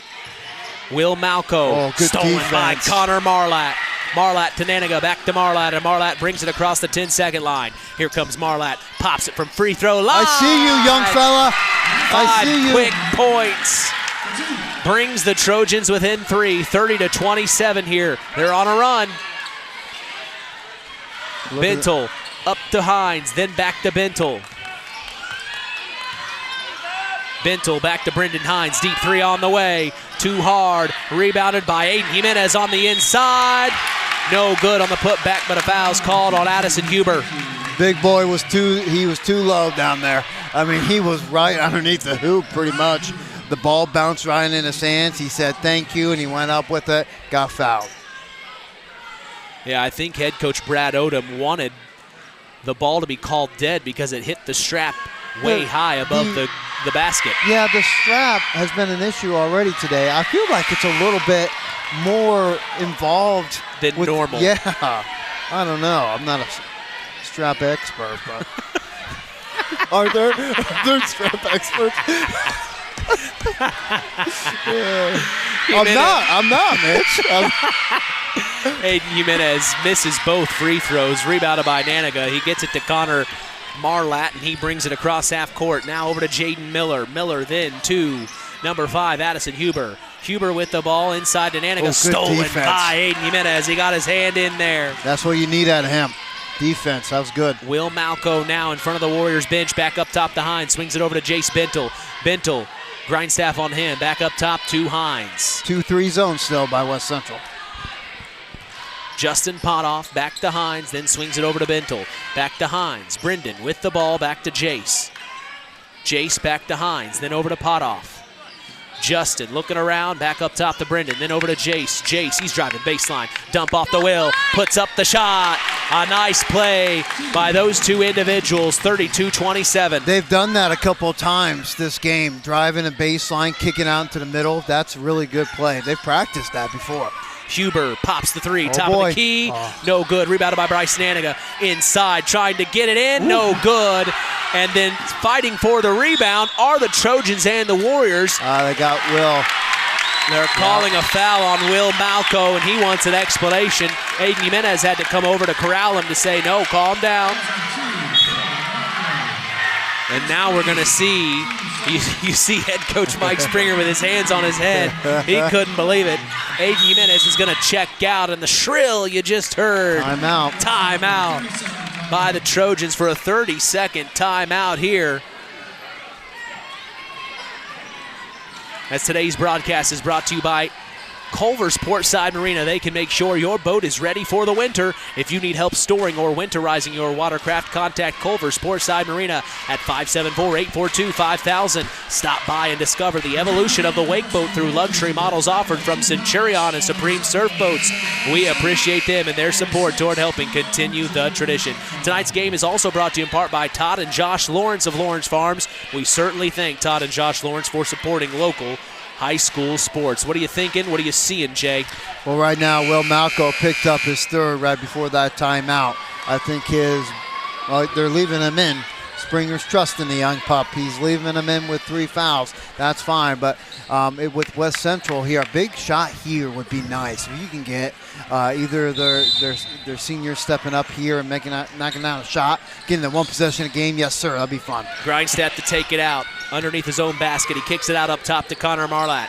Marlatt at the volleyball line. 3:20 to go here in the third. 32-27. The Warriors lead the Trojans on the road. It's Connor Marlatt on his home floor, driving baseline. Skip pass far corner. It's Grindstaff for three. No good. And then a fight for the rebound. It goes out of bounds. Last touch by Will Malco. It stays here. I like that shot though. He airballed it. He didn't get close, but I like that shot in the corner. I didn't catch who drove it, but he had a great drive, kicking out to the shooter. Out of bounds play underneath her own basket. Connor Marlatt takes it out. Oh, man, he threw it over the head of Grindstaff, and they're saying it was touched by Brendan Hines. Head coach Mike Springer can't believe it. Yeah, the refs got that right there. I think Hines tipped it right in front of us, Mitch, and that was a good call. Yeah, he's giving an explanation to the coaching staff at Winamac. Oh, wait a minute, they changed it. They do change it. They are giving it to Winamac. So I think they got that wrong then. So then it is turned over by the Trojans, and Bentel has it over to Brendan Hines. Back to Bentel. 3 minutes here in the third to go. What a game it's been. It's flying by. An hour 30 in this broadcast, including the Coca-Cola pregame show. Football games take a little bit longer. They do. They sure do. Bentel looking inside, back up top to Hines. Hines, then over to Bentel. Bentel back up top to Hines. Hines over to Bentel. Just playing a little keep away right now. Yeah, just being patient. Finds Potoff. Then over to Brendan Hines. Ethan Burgess back to Hines. Up to Potoff. He traveled. Yep, dragged that left foot. That was put his foot down before dribbling. So a turnover there for the Warriors. Unofficially, I have 6 turnovers for the Winamac Warriors, 12 for the Trojans. Okay, it looks like Winamac is going back to that 3-2 zone, Mitch. Grindstaff bringing it forward to the far corner. Bryce Naniga. Naniga has Ethan Burgess on him. Back out to Grindstaff, then over to Miller. Near corner, Connor Marlatt. Marlatt brings it back out up top to Jaden Miller. Miller over to Marlatt. Marlatt back to Miller. Miller then to Austin Bolin. Austin then to Naniga inside, fading away. Oh no! Gets the end one. What a take! And he liked that one. And Burgess. I mean, he ran right into Burgess. He stood up like tall, like a statue. He's like, what did I do? But it was the play by him, by Naniga, that just enough of the bump. A very smart move. And in one situation. 3-point opportunity is good from Bryce Naniga. We're going to see John Malco check in. Zingo Express of Knox is a proud sponsor of tonight's action. Stop by Zingo Express in Knox and fuel up both you and your vehicle the Zingo Express way. 32-30. The Trojans have crawled back into this one to be a 2-point ball game here. Going back to that 2-2-1 full court press here for West Central. They beat it. The Warriors push it to Justin Potoff. Puts up a shot. He's fouled by Connor Marlatt, and he will go to the line to shoot 2. It's his first foul, I believe, in Marlatt. Oh, his second, I'm sorry. One thing I've noticed about the Warrior program is they don't list the heights of the players. Yep. They at don't home and at away. Because Justin Potoff's every bit of 6'3". Hits the first of 2, making it 33-30. Hey, Kankakee Valley REMC, a membership cooperative, is a local electric utility serving over 18,000 homes and businesses across Lake, Porter, Stark, Pulaski, Marshall, and St. Joseph counties. Dedicated to the community through a mission of service, trust, and innovation, KVREMC is dedicated to ensuring the needs of the community are met with reliability and excellence. Missed the free throw, and then what happened there? Ethan Burgess, he tapped it out, and he swears that it bounced off Naniga right there at the end, which he had a good argument. It looked like it did, but I mean, it was close. It was too close to call. So the Trojans will have possession here, 33-30. One of the free throws were made. Now on the other end of the floor, the Trojans. Connor Marlatt pops the 3. No good. Rebounded by Jace Bentel. And he almost lost it, but saved by Will Malco. Back to Bentel, and here comes Bentel to cross the timeline. Both Malcos are in. Here's John. Back up top to Bentel. Swings it over to Jabin Hines, who checked back in a moment ago. It's John Malco. Swing it over to Bentel. Then back to John. John thought about a 3, but no. Back to Bentel. Bentel back to John. John trying to make something happen. He's gingerly moving around. Back to Bentel for three. No good. Fight for the rebound. Last touched by the Warriors. And here comes the official over to have a conference with him. He believes he saw a different angle than the main official baseline. The Warriors definitely thought he got it wrong. They're going to call it Winamac here. There he goes. Which was the right call, I believe. So it was last touch by the Trojans. It'll stay here, Winamac Warrior basketball. This is a good staff. You know, they know what they're doing. They've done making the right before. call. I think so. Near corner to John Malco. Back up top to Burgess. Then up to Jabin Hines. Swings it over far side of the floor to Jace Bentel. Back to Hines. Then over to Malco. Back to Hines. Up top of the volleyball line. Then over. They're going to want the last shot here. 45 Malco seconds. over to Hines. Then over to Bentel.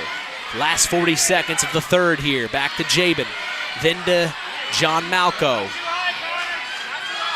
Then over to Jace Bentel. Last 30. He's holding it. Yeah. I haven't seen this. This reminds me of the 1954 state championship matchup, Milan versus Muncie, oh, yeah. where they literally would hold the ball at the top of the key. And now here comes the D from West Central. They get it to Jabin Hines. Back to John Malco. Malco at the volleyball line. Last 10 seconds here in the third. Skip pass. Jace Bentel, three on the way. Got it. Splash! Huge shot from Jace Bentel. And head coach Mike Springer slaps him on the backside. Full court heave from the Trojans is no good, as that's the end of the third quarter. 36-30. Strap up. Fourth quarter action is coming your way. You're listening to Kankakee Valley Broadcasting's WKVI. It takes smart planning by a skilled expert to get you just the right heating, cooling, and energy-efficient system for your home. McGrath Refrigeration can install an affordable Armstrong air system that will cut your energy costs while enhancing your comfort. You'll see the difference in your first energy bill. Give McGrath Refrigeration, your local Armstrong dealer, a call today at 574-772-3575. That's 574-772-3575. McGrath Refrigeration, where the temperature is always just right. At First Farmers Bank and Trust, we know that when agriculture thrives, we all do. It's the heart and grit of our agricultural communities that keep the crops coming in and the livestock cared for day and night. That's why we build financial solutions around the needs and schedules of our ag clients. I'm Isaac Blue, ag banker at Knox, North Judson, and Culver. If you're looking for a financial partner that has over 135 years experience in understanding and supporting agriculture, I'd like to hear from you. Let's harvest success together. First Farmers Bank and Trust, member FDIC, equal opportunity lender.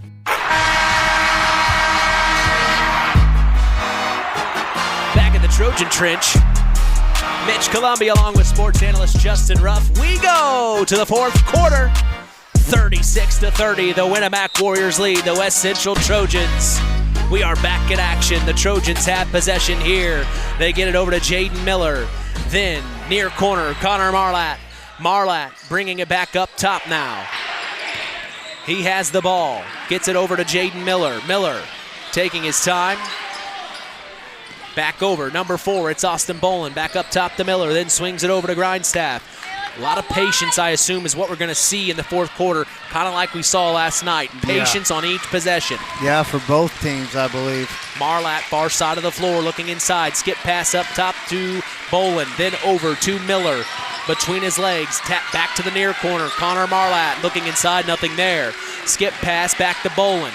Then over to Miller, then back to Connor Marlatt. Going inside, puts up a shot from the paint, no good off the glass. Fight for the rebound!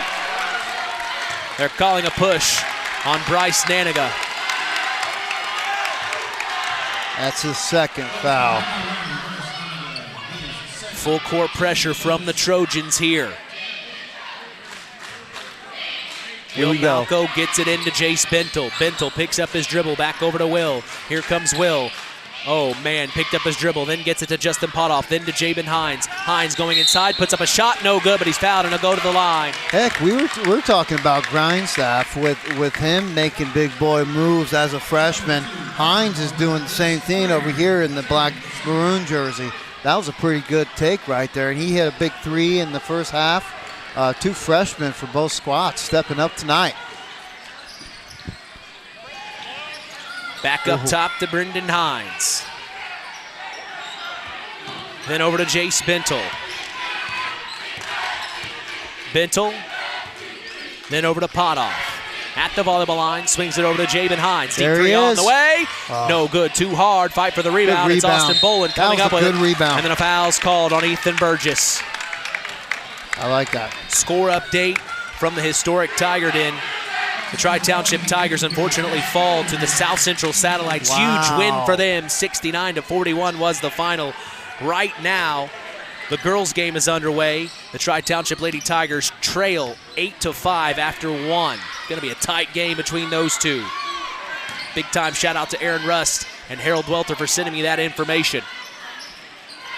Back in our game, it's Connor Marlatt into Boland. No good on the right-hand layup. Out of bounds, last touch by the Winamac Warriors. Also, the Knox Redskins match up at historic Harold Weinberg Gymnasium. They're hosting Washington Township 17-13 at the start of the second. The Redskins lead. Back in our game, out of bounds play underneath their own basket. They get it in to Connor Marlatt. Back to Miller. Almost lost it. Fighting on the floor. Diving. Bunch of players. Ethan Burgess picks it up. Here comes Ethan. Back to Brendan Hines. Then to Jace Bentel up at the top of the key. Yeah, he kind of got hurt a little bit. They call a timeout to check on Jace here to see if he was okay. Yeah, good call by the ref. So the Warriors kick it back court to Brendan Hines, and he brings it across half court. Brendan, then to Justin Potoff, back to Brendan. Brendan, then over to Jace Bentel. Bentel, back up top to Brendan, then over to Justin. Back up top to Brendan, then over to Justin. Then back to Brendan. Then over to Jace, stolen by Connor Marlatt. He picks it up near corner. It rolled all the way to the end of the floor. And then a timeout by head coach Brad Odom. Smart play there. Stops the clock at 5:44, and head coach Mike Springer says, how do you not see the kick? Yeah, I don't know. Pleading with the official. It happened pretty quick. Yeah, it did.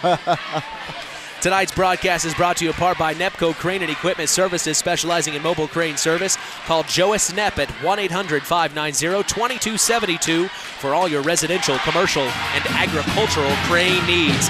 Collins Insurance is part of the broadcast, taking care of all your insurance needs.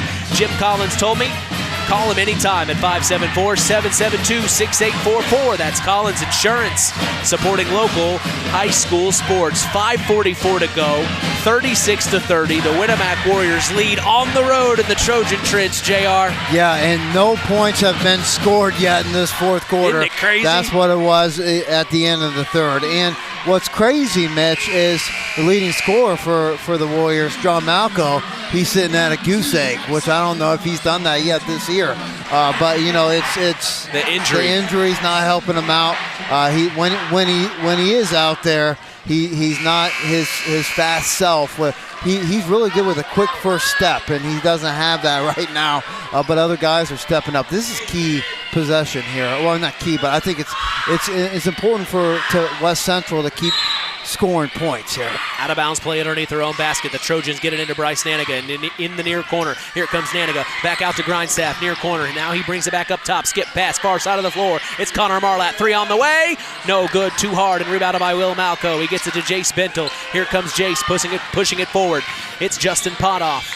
Potoff back up top to Jace Bentel. 5:25 to go in the fourth. 36-30, the Warriors lead. Brendan Hines, Brendan Grindstaff on him. Up top to Justin Potoff. Swings it over. Far side of the floor. It's Jace Bentel. Back up top to Brendan Hines. Then over to Justin Potoff. Looking inside. Nothing there. Picks up his dribble. Spins around. Gets rid of it to Will Malco. Malco back up top to Hines. Then to the near corner. It's Justin Potoff. Entry pass to Will Malco. And a foul's called on Bryce Naniga. That is his third foul. Team's fourth. Team's third, sorry. They changed the scoreboard on me pretty quick. Winamac inbounding the ball.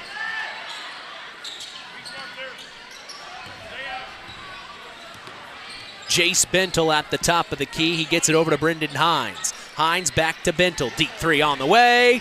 In and out, no good. Rebounded by Connor Marlatt. Here comes Connor, crossing half court. They need 6 points here to tie the ball game up. It's Grindstaff getting it into Bryce Naniga. Spin around from the right move. block off the glass. That's where they want it. 36-32. The Trojans bring it within 4 here. Jump on his back. He's going to lead the way. Beautiful move.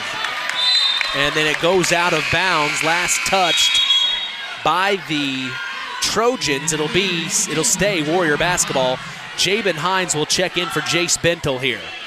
I have 16 points for Nanaga right now. He's leading the way, doing what he's supposed to do in this rivalry here for West Central. Jabin kicks it backcourt to Brendan Hines. Crossing the timeline. He's at the volleyball line. He picks up his dribble, then over to Justin Potoff, back to Hines, then over to Jabin. Jabin back to Brendan. Brendan dribbles one step forward, picks up his dribble, then back over to Potoff, then back to Brendan, then over to Jabin. Jabin back to Brendan. Brendan over to Justin. Justin over to Brendan. Hines over to Jabin. Jabin skip pass back to Justin. Potoff back to Hines, then back to Potoff, then back to Hines. 3, top of the key. No good, almost there. Rebounded by Jabin, though. Here comes Jabin taking on Nanaga. Back out up top, Justin, then swings it over to Hines, then over to Jabin. Jabin back to Brendan. Holding it, 3:40 to go in the fourth. Up by 4, the Warriors have it. It's Potoff, back to Hines. Hines, then over to the other Hines. Then back to Hines. Brendan gets it to Justin. Back to Brendan. Not a lot of people like this type of basketball, but it's smart right now. Part of the game. Yeah. Hines, then to Jabin. Jabin going inside, now brings it back out to Brendan. Let them come to then you. Then to Jabin, wide open three. Too hard, no good. Rebounded Will Malco, though. My goodness, he almost threw it away, but Justin Potoff saved it back to Brendan Hines, and then over to Jabin. Jabin back to Brendan. Hines over to Potoff. Potoff back to Brendan. Here comes Hines. Back to Jabin. Then over to Potoff. Stolen by number 1. Brendan Grindstaff puts up the layup. No good. But he's fouled and he'll go to the line. That was a key steal right there. That was a beautiful take. Beautiful steal defensively for the freshman. Possibly take this in a one-possession ball game, Mitch. Grindstaff at the line to shoot 2 here. First one's up away, no good. Score update from the Tiger Den. The Lady Tigers take the lead over the South Central Lady Satellites 17-9 with 2:29 left in the second. Remember, that's a rematch. Just a short couple of days ago, the Tri-Township Lady Tigers beat South Central in that big-time PCC tournament. Looking good right now for the Lady Tigers. Second free throw from Grindstaff back in our game is good, making it a 3-point ball game now, 36-33. Jace Bentel gets it forward to Hines. Brendan then gets it over to Ethan Burgess, back to Bentel. 2:30 to go and a timeout by head coach Mike Springer to talk things over. We remind you to stop by Papa Farm Pizza after the game for fresh ingredients that separates their pizza from any others. That's Papa Farm Pizza, downtown Knox. Call 574-772-5888 to place your order now. It's pizza worth driving for. We also thank the Stark County Co-op, your local agricultural cooperative that offers an array of service and support, including grain, agronomy, seed, fuel, and LP Petroleum. Call 574-867-2411 to contact the Stark County Co-op. Thoughts? I see West Central possibly doing some kind of pressure in that 2-3 zone. They don't really want Winamac to waste more clock like they did in the last possession. But if you're Winamac, you should get. They're getting, 3-point shot looks. They're getting 3-pointers, but that's what West Central wants. Yep. And so, the last couple possessions, they felt like they had to shoot because they were wide open. But I feel like possibly drive and attack, get to the free throw line, make, those free throws. But if you're West Central, Mitch, expect some kind of pressure here. Maybe not off the bat, but see what they do if they try to, get some ticks to come off. See if they do that. If they do that, then do some pressure by West Central. Score update as Culver's on the road to LaVille at the end of 3. LaVille leads Culver 60-42. Shout out to Paul Dunn for getting me that information. He said he got the score from Matthew McEwen, so we appreciate those gentlemen. Paulie D. As back in our game, it's Justin Potoff. Skip pass to the far side of the floor. Jace Bentel up top to Brendan Hines. Hines then over to Potoff. 2:15 to go here in the fourth. The Warriors lead by 3, 36-33. Brendan going inside, back out. Jace Bentel, then back to Brendan. Brendan then into Ethan Burgess, back out to Jace Bentel, up top to Brendan Hines. Hines, then over to Justin Potoff. Potoff into the right elbow, Ethan Burgess, then back out to Brendan Hines. Hines going inside, then finds Jace Bentel on the outside. Back up to Brendan, then over to Jace. They are holding it. Yeah. Back to Brendan, then over to Jace Bentel.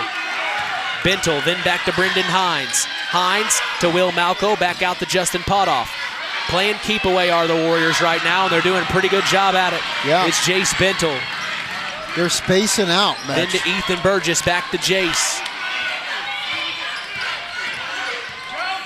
Jace crossing over, getting it to the far corner. Will Malco spins around. He's doubled, trapped in the corner. Jump ball is called. One official was going to give head coach Mike Springer a timeout, and you saw head coach Mike Springer say, don't worry about it, let it go. It was pointed to their direction, so they still get the ball. But that was a no-no, passing it to Will Malco in the corner. So, I think Potoff must have done that. So jump ball keeps it here. Out of bounds play underneath their own basket for the Winamac Warriors. This Jace Bentel getting it to Brendan Hines, then back to Bentel. Bentel back to Brendan. Then into Ethan Burgess, back out to Jace, then over to Brendan. Coming up on 1 minute to go here. It's a 3-point ball game. And then there's the foul by Connor Marlatt. You know, I was just thinking, in our area, you can catch a lot of the games probably online. But one thing I can guarantee is you're not going to get the excitement along with it. We bring the broadcast to you unlike any other in the area. I'll put my money on it. You can watch it online, but you're not going to get the announcers bringing the excitement, explaining what's exactly happening. We are so glad you've joined us here on KVB's WKVI. The tradition continues. 1 minute to go. Brendan Hines gets it to Ethan Burgess, then back to Brendan. Brendan doubled, back to Ethan, then over to Jace. Grindstaff's going to foul Jace, nothing called. Then over to Brendan Hines, and then finally the foul's called on Jaden Miller on Brendan Hines. Stops the clock at 53.1 seconds here. Now, this is going to be interesting, which is kind of shocking. I had to rub my eyes to see if my paper was correct. He's shooting at 57% from the free throw right now. He's normally a good shooter. Place is loud right now, and Brendan Hines sinks it, making it a 4-point ball game, 37-33. Checking out is Addison Huber, and checking in is, I believe, Austin Boland.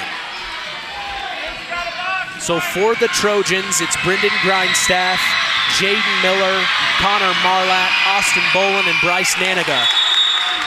And then a timeout by head coach Mike Springer as the second free throw goes through. It's 38-33, a 5-point ball game now, as today's broadcast is finally brought to you in part by 5 Star. We thank them for supporting local high school sports and remind you to shop local. That's 5 Star in the Knox Mall.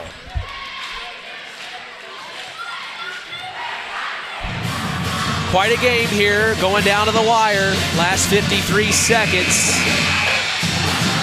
You know, what's wild, and I've been saying this, but they're doing, John Malco's not even in there right now, and that just shows the leadership with Bentel and Hines stepping up, hitting those free throws. This is a very key possession here for West Central. They need to be fast and aggressive and possibly get to the free throw line. You know, they've hit a few 3-point shots. Grindstaff, Ninja, and Miller, they've all hit a 3, but possibly getting easy 2 would be nice here for West Central. 53 seconds left to do so.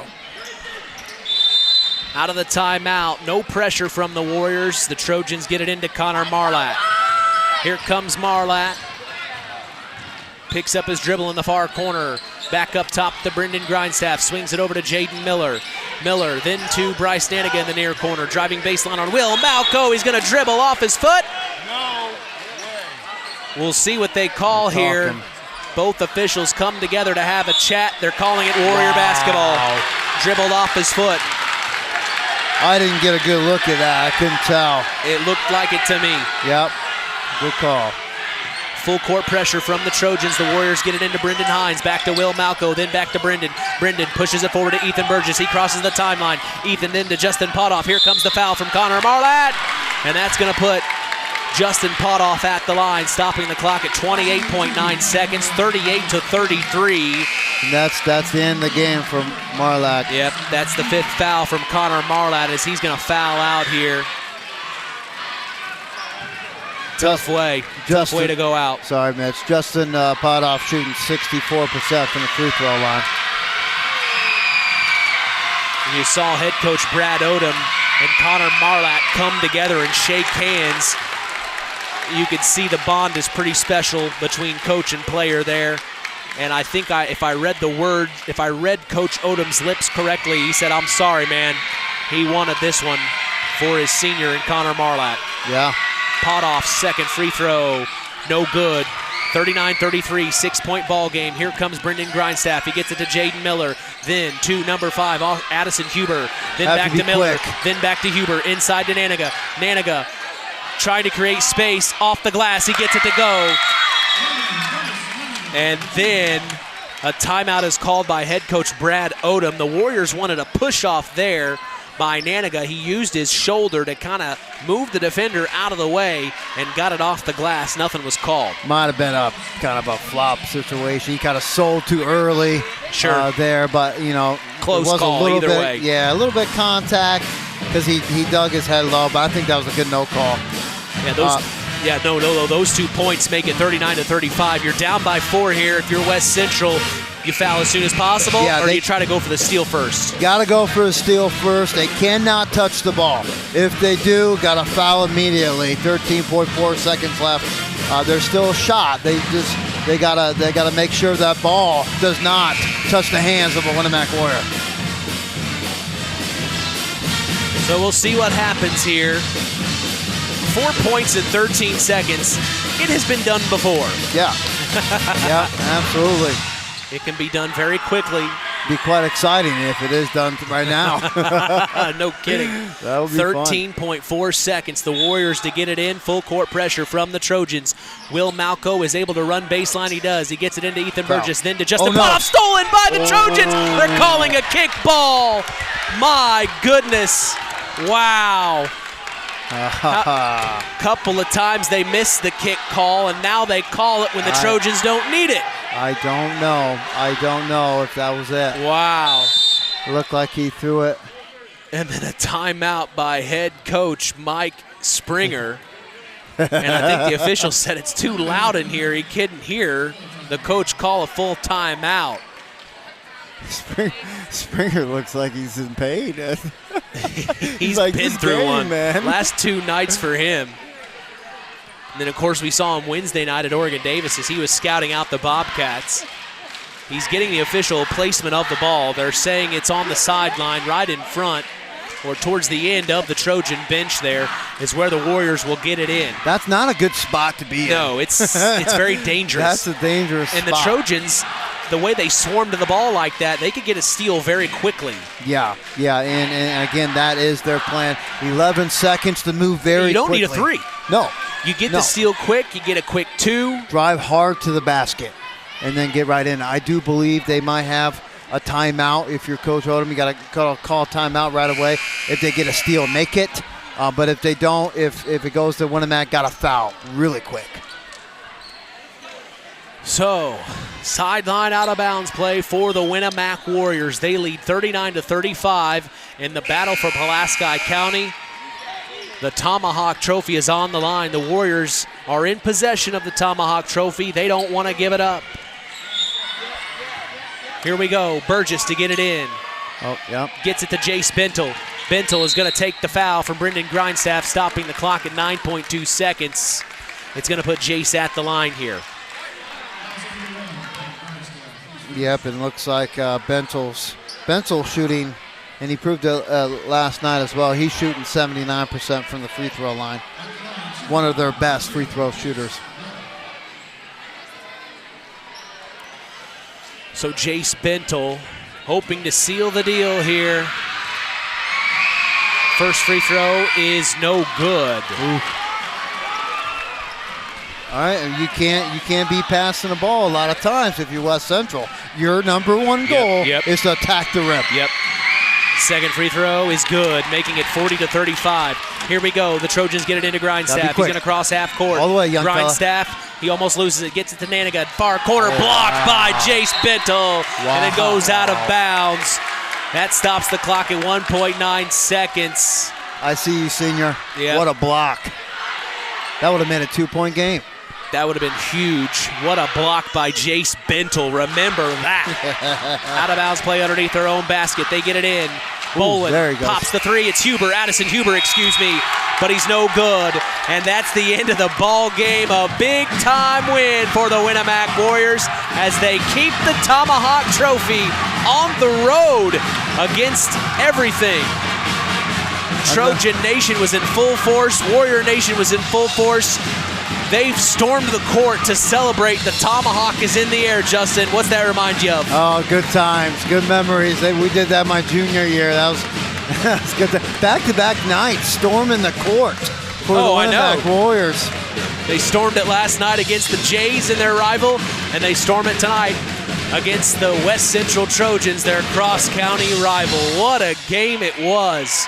40-35. We're going to break this game down in the Collins Insurance post-game show. We'll also talk about other area games going on, see if we can get some score updates. All of that is coming your way. The Collins Insurance post-game show. For sports analyst Justin Ruff, I'm Mitch Columbi. You're listening to Kankakee Valley Broadcasting's WKVI. Howard's Marathon in Winamac has a reputation built on getting things done right. With 30 years experience as an ASE Master Auto Technician, Dean Wentz is the right choice for the auto repairs or service. From auto computer diagnostic checks to new batteries and tires, they can take care of it all. Howard's Marathon is a proud supporter of area high school sports and wishes all teams a great season. Howard's Marathon, 121 South Monticello Street in Winamac. Call 574-946-6894. The key to high-yielding crops is accurate and dependable soil testing.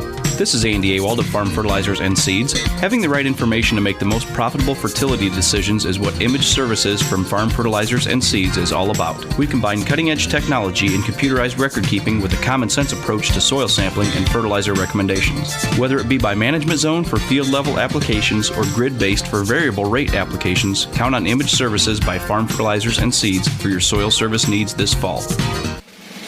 Welcome to the Collins Insurance Agency's post-game show.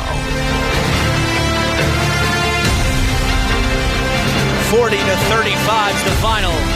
40-35 is the final here at the Trojan Trench as the Winamac Warriors prevail over their cross-county rival, the West Central Trojans. I'm Mitch Columbi. The tradition continues here on Kankakee Valley Broadcasting as WKVI will always be here. Well, I'm accompanied by our sports analyst for tonight, Justin Ruff. What a game it was. You got to see your alma mater pull off a big-time win tonight. How do you feel as a Winamac Warrior? You have to be proud of those young guys. We know that. I know those guys pretty well, having coaching them and still communicate with them here and there, and seeing them, be successful back-to-back nights against two teams that, that we really want to win every single year. It's good back-to-back wins, not only for the boys but for Coach Springer. He's had some big wins this year. Beginning of the year, Twin Lakes, that's a big boy win. Yep. Back-to-back wins here with your rival West Central and North Judson. He's doing what he's supposed to be doing his first year wearing the maroon. Well, another one down in the books. This rivalry just never ever disappoints. I mean, seriously, this rivalry just never, ever disappoints. And, man, what a great game, Justin. Yeah, that was fun. Yeah, that was a good one. And it came down to the wire pretty much. I mean, really close game throughout. Winamac had a lead. I think the largest lead they had, Mitch, was a 9-point lead, possibly. Stayed in single digits the whole time. Bryce Nenninga, he had a really good game. I'm just putting up his scores right now, but I had him down for 8 rebounds. And so, I mean, he was involved a lot offensively and defensively. And it was just fun to watch. Speaking of fun to watch, this man right here, Mike Springer. What's up, Coach? Win and go home. You go Win and go home. If Good we were in win. the tournament, it'd be survive and advance, Absolutely. right? Our kids did a great job. I felt like, losing John tonight like we did, and it kind of ruffled our feathers, kind of lost sight of some things, but the kids really came together, and it's a ugly game when you have to play like this, but what the kids are going to remember is and the fans that were going crazy for our side, they'll remember how much fun they had tonight, and they'll remember that we won the game. Somebody will probably say, let's fire the coach because we only scored 36 points. But, hey, if I get fired, I'll just go collect my Social Security. So I'm in good shape. Oh, yeah. But, our kids really came through again. They were worn out, exhausted. We were playing without our number one, and they just played, did what we had to win, keep the score. And at the end of the day, we're going home with the W. Yeah. And going home with the tomahawk. And going home with the tomahawk. Well, and let's just say this, early on when Malco goes down, that's when the Trojans were able to make a little bit of a run, but you outlasted that, and you had guys step in off the bench. Man, just talk about some of your guys that had to step up that weren't they're always prepared, of course, Coach, but when they see their man in John Malco go down, talk about some of the guys that had to step up. And really, I haven't looked at the scorebook or anything, but it was really a balanced group again. Yeah, sure was. And when the one guy goes down, everybody's got to take a step forward. We don't need guys taking 5 or 6 steps forward. We just need everybody to step up. Yep. And, we had great bench play. I really felt like Potoff came in. Justin did a really good job. Ethan Burgess came in and gave us some really positive minutes. Jabin Hines, a little freshman in this crazy environment we had. What an electric guy. Yeah. He brought it. He gets his hand on a lot of balls. He takes the thing to the basket, and he does some good things for us, and he's just a little wet behind the ears. But I can't say enough about the guys. Aiden Jimenez. I mean, he comes in, doesn't get to play a lot, but the next day in practice, he's busting his tail like he always does. That's what you want. And that's a good teammate because he wanted to be in there, but the game just didn't dictate it. But Will Malco played a fine game for us, defensively especially. Jace Binnell and Brendan Hines were playing a really smart game, except for a couple threes they tried, but they snuck them in there on you. Yeah. But I'm just really proud of our kids. They do such a good job, one, of handling me, and when I go crazy, and they handle me really well, and then when they go crazy on me, I try to handle them really well. But we're doing this together. Everybody understands that it's about the name on the front of our shirt. Yeah. That we're trying to get better every day. And, again, the kids just did a great job of hanging in there, fighting through it, and getting the dub. Is there any update that you can share with us or you're willing to divulge on John Malco at this time? I know it's not broken. That's good. That's good. That is good. Probably in a half hour, it's going to be in an ice bucket. Okay. Yeah, and for sure. We got, and he was moving, but he wasn't moving very well. Yeah. Right. And he was hesitant. Yes. And, when he's on the floor like that, everybody kind of runs at him. So, we used him here, we used him there. Decoy kind of. And so, but I noticed this so much. And again, I think it's part of the group of kids that we have that John's not playing, but he's leading the cheers on the bench. And that says a lot about Kid, John, and you know, it says a lot about our team that he steps up when he's our leader doing that, and he's leading the high fives on the timeouts and stuff. So I'm just really pleased, happy for our kids. They work hard, and I think it's time to go home. They're shutting the lights out on us. Yeah. They didn't like Either what that you or said somebody or didn't pay the electric bill. Boy, you'll be glad to go home tonight, Coach, won't you? Yes. You know, know, 2 nights in a row, what action you've been through. And I saw you on the sideline, had your hand on your head. You did just so many things tonight. I mean, what an intense atmosphere. Hey, you wanted to come back into coaching. This is on you.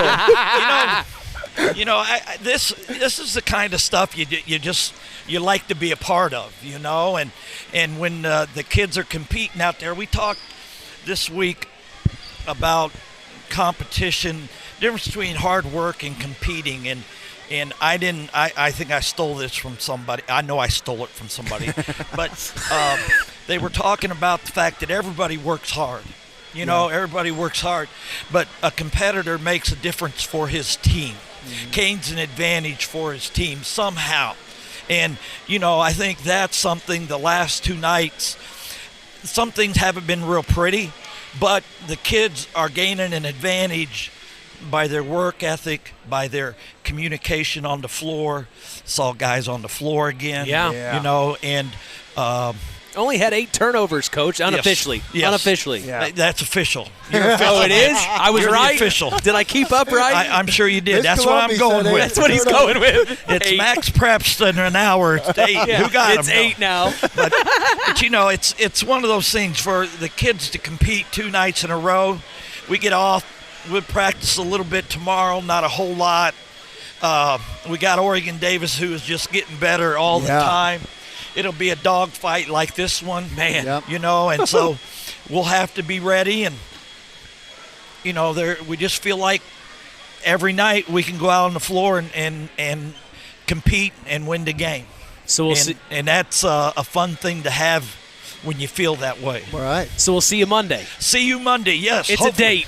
Yes. Don't tell my wife. All right. Coach, all right. Thank you, man. win. Thank you. Absolutely. Thanks, Head coach Mike Springer of the Winamac Warriors picks up a big-time win on the road in the Trojan Trench. What a win it was. They get to keep the Tomahawk Trophy.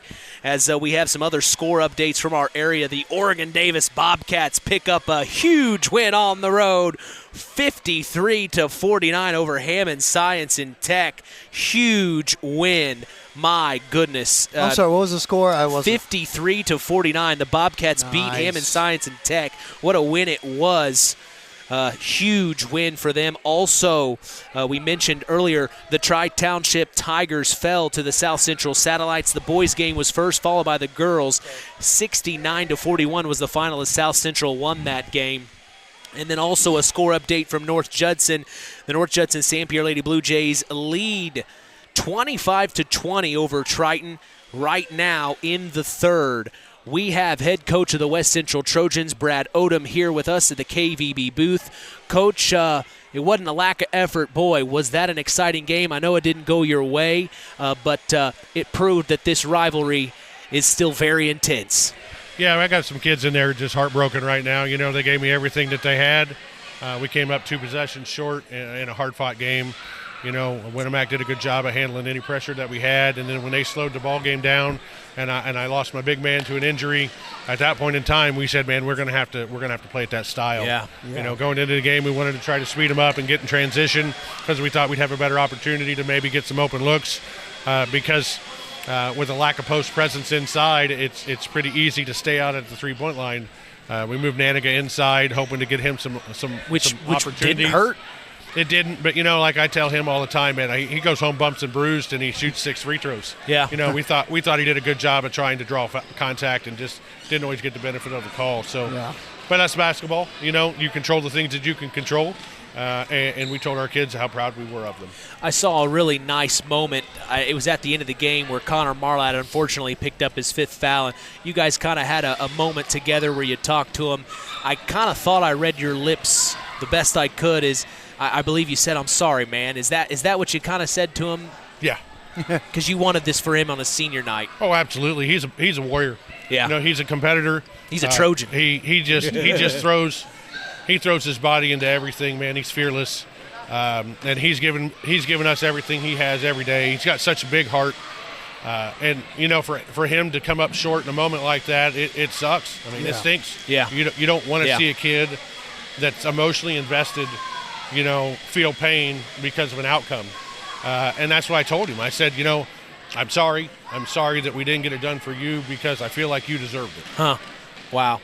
Well, it was a really special moment between you two. It just showed the camaraderie that this team has right now. You got a question for Coach? Yeah, I have a question about your freshman, Runstaff. I mean, he's having his shot. Confident. His confidence shot has been just growing. How do you feel about him and his progression so far this year? Well, we tell him he doesn't shoot enough. Yeah. Right.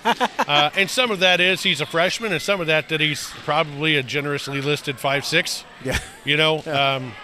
He looks good out there. He does such a great job of handling the basketball, right, and pushing the pressure and getting in through spots to get us into what we need to run, that everybody else can play calmer. And that's a huge ask for a kid who's a freshman. Right. And then on top of it, now we also need him to look to find shots. Yeah. And a lot of times he's just gassed. And when you work that hard, sometimes the last thing you're thinking about is, I have to look to shoot the ball too. Right. He's trying to get everybody else involved, and he's trying to push the pace because we knew we wanted to play a little faster, which we did early. And then when the game settled in, everything just slowed down. Yeah, I don't think you hardly took him out tonight, didn't you? I typically don't. I was going to say, and he's a freshman. Let that I love battery it. run. Yeah. And that's the hard thing, when you're a little shorthanded on the bench, through injuries and other things. We pretty much played 6 kids. Right. Once Zach went down, and we're going to probably have to ask some JV kids to step in and play a minute or two that maybe they're not ready for that, but they're going to have to be able to give us a breather here and there. Yeah. You've got Knox tomorrow. What do you know about the Redskins? I know they're physical. I know they're strong. I know that they did a really good job of being in gaps and frustrating ball handlers and people who like to attack. So we're going to have to make sure that we space them out, hopefully make them chase us a little bit. We're probably going to have some difficulty inside. 3A athletes are 3A athletes. Right. They're big and strong. It was a similar ending score between the Knox Redskins and the Winamac Warriors. It was 45-40 where the Warriors beat Knox, and then tonight 40-35. Just based off of scores, I expect tomorrow to be a pretty good matchup. I hope so. We talked to the kids we thought maybe Winamac shot it pretty well tonight from some areas that we didn't quite expect. But, they had their own adversity, too, when the Malco kid gets hurt early. Yeah. And then he tries to go on it and try to play through some pain. So I told that kid how proud I was of him, too. I said, dude, you're tough. As a coach, you never want to see an opposing player of your caliber not get to compete. So I said, I hope you're back fast. We want to see that. We want to see kids that are good at play all the time. Right. Absolutely. So with Knox tomorrow, we're going to have to make sure we do a good job of keeping them off the glass. We talk about you have to rebound before you get a run. Right. And if we can get out and transition, we got some kids that can make some shots. But it's so difficult for us without a true inside game to be able to do the things we need to do in a half court. Right. Message to Trojan Nation in hopes they make the travels to Knox tomorrow night to support you. They know what they're going to see out of our kids. They know our kids are going to battle. They know that they're going to play as hard as they can for each other. We talked to our kids. We wanted 4 things tonight. We wanted them to play with pride and passion, and we wanted them to try to be as aggressive and annoying as they could on defense. Boy, were they. And I think at times we were. Absolutely. And that's the style of basketball that everybody from every community can get behind and they enjoy, and I hope our fans continue to rally behind our kids despite our record. Well, tough loss tonight, Coach, but what an effort. You guys were all out tonight. It was all hands on deck. It was an enjoyable game to watch, and appreciate you coming up and talking to us. All right, thanks, guys. All right, that is head coach Brad Odom of the West Central Trojans here in the Collins Insurance post-game show. We've got some work to do. We got to come up with our Stark County Co-op play of the game. Also, some score updates. Like we talked about, the Oregon Davis Bobcats come up with a big-time win over Hammond Science and Tech on the road, 53-49. The Culver Cavaliers, unfortunately, fall to LaVille, 77-51. The South Central Satellites boys basketball team pick up a big win over the Tri-Township Tigers in the Tiger Den, 69-41. The last score update I had for the girls' game at half was 17-9. 17-14 at half. The Tri-Township Lady Tigers lead the South Central Satellites. I'm sure second half action is probably underway.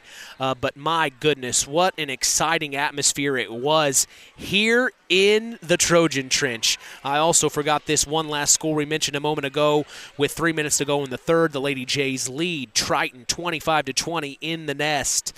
But in our game, a big-time win for the Winamac Warriors, 40-35 over the West Central Trojans. We're going to take a break and come back for the Stark County Co-op play of the game. This is the Collins Insurance postgame show, and you are listening to Kankakee Valley Broadcasting's WKVI.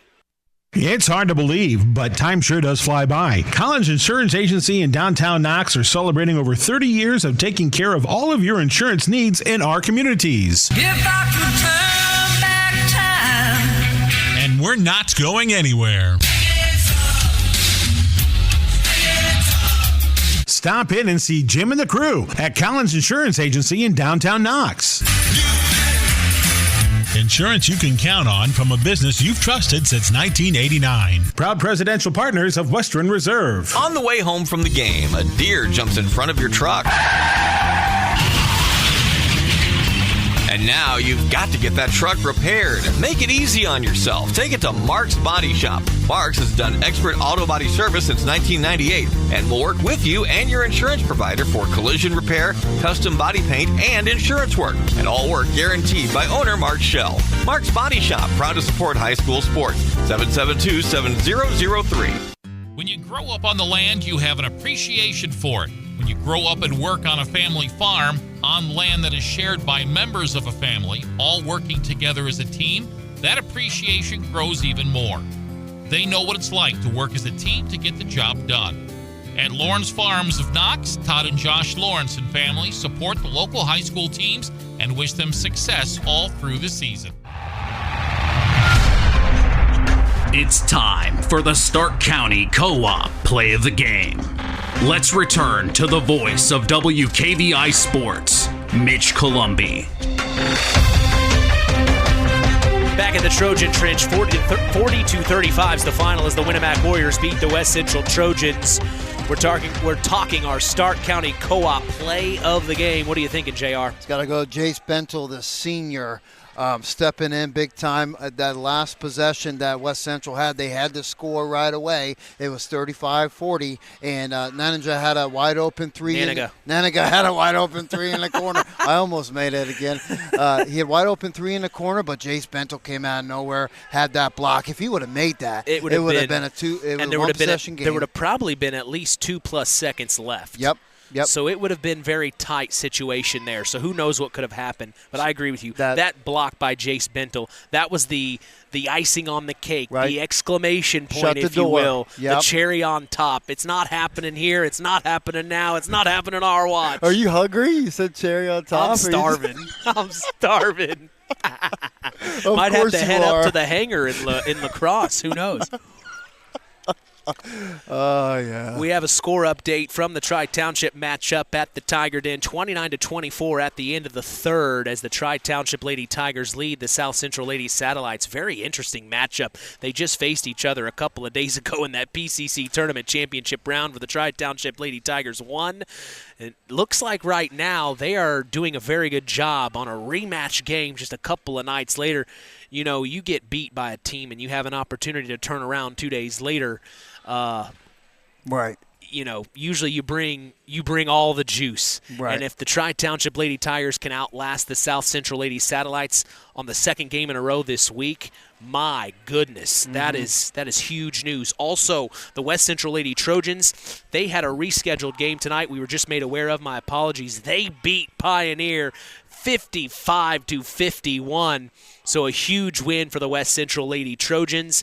But we're going to take a break for the Ashley Derrickson 5-star player of the game is coming up next. This is the Collins Insurance postgame show, and you are listening to Kankakee Valley Broadcasting's WKVI. The Stark County Co-op has been a member-owned farm services co-op in Stark County since 1928. That's over 90 years, and they're still providing the same quality agronomy services to the farming community of Stark and surrounding counties. The Stark County Co-op is an LP and fuel provider. The Stark County Co-op purchases grain at both locations, Hamlet and Browns. You can reach them by phone at 1-800-782-3392, the Stark County Co-op. Pulaski Memorial Hospital. Quality care closer to home. Pulaski Memorial Hospital is all about community and keeping our community spotlight shining on the accomplishments of our youth. That's why PMH is proud to be a sponsor of our local high school sports action on WKVI, our community radio station. Pulaski Memorial Hospital. Quality care closer to home.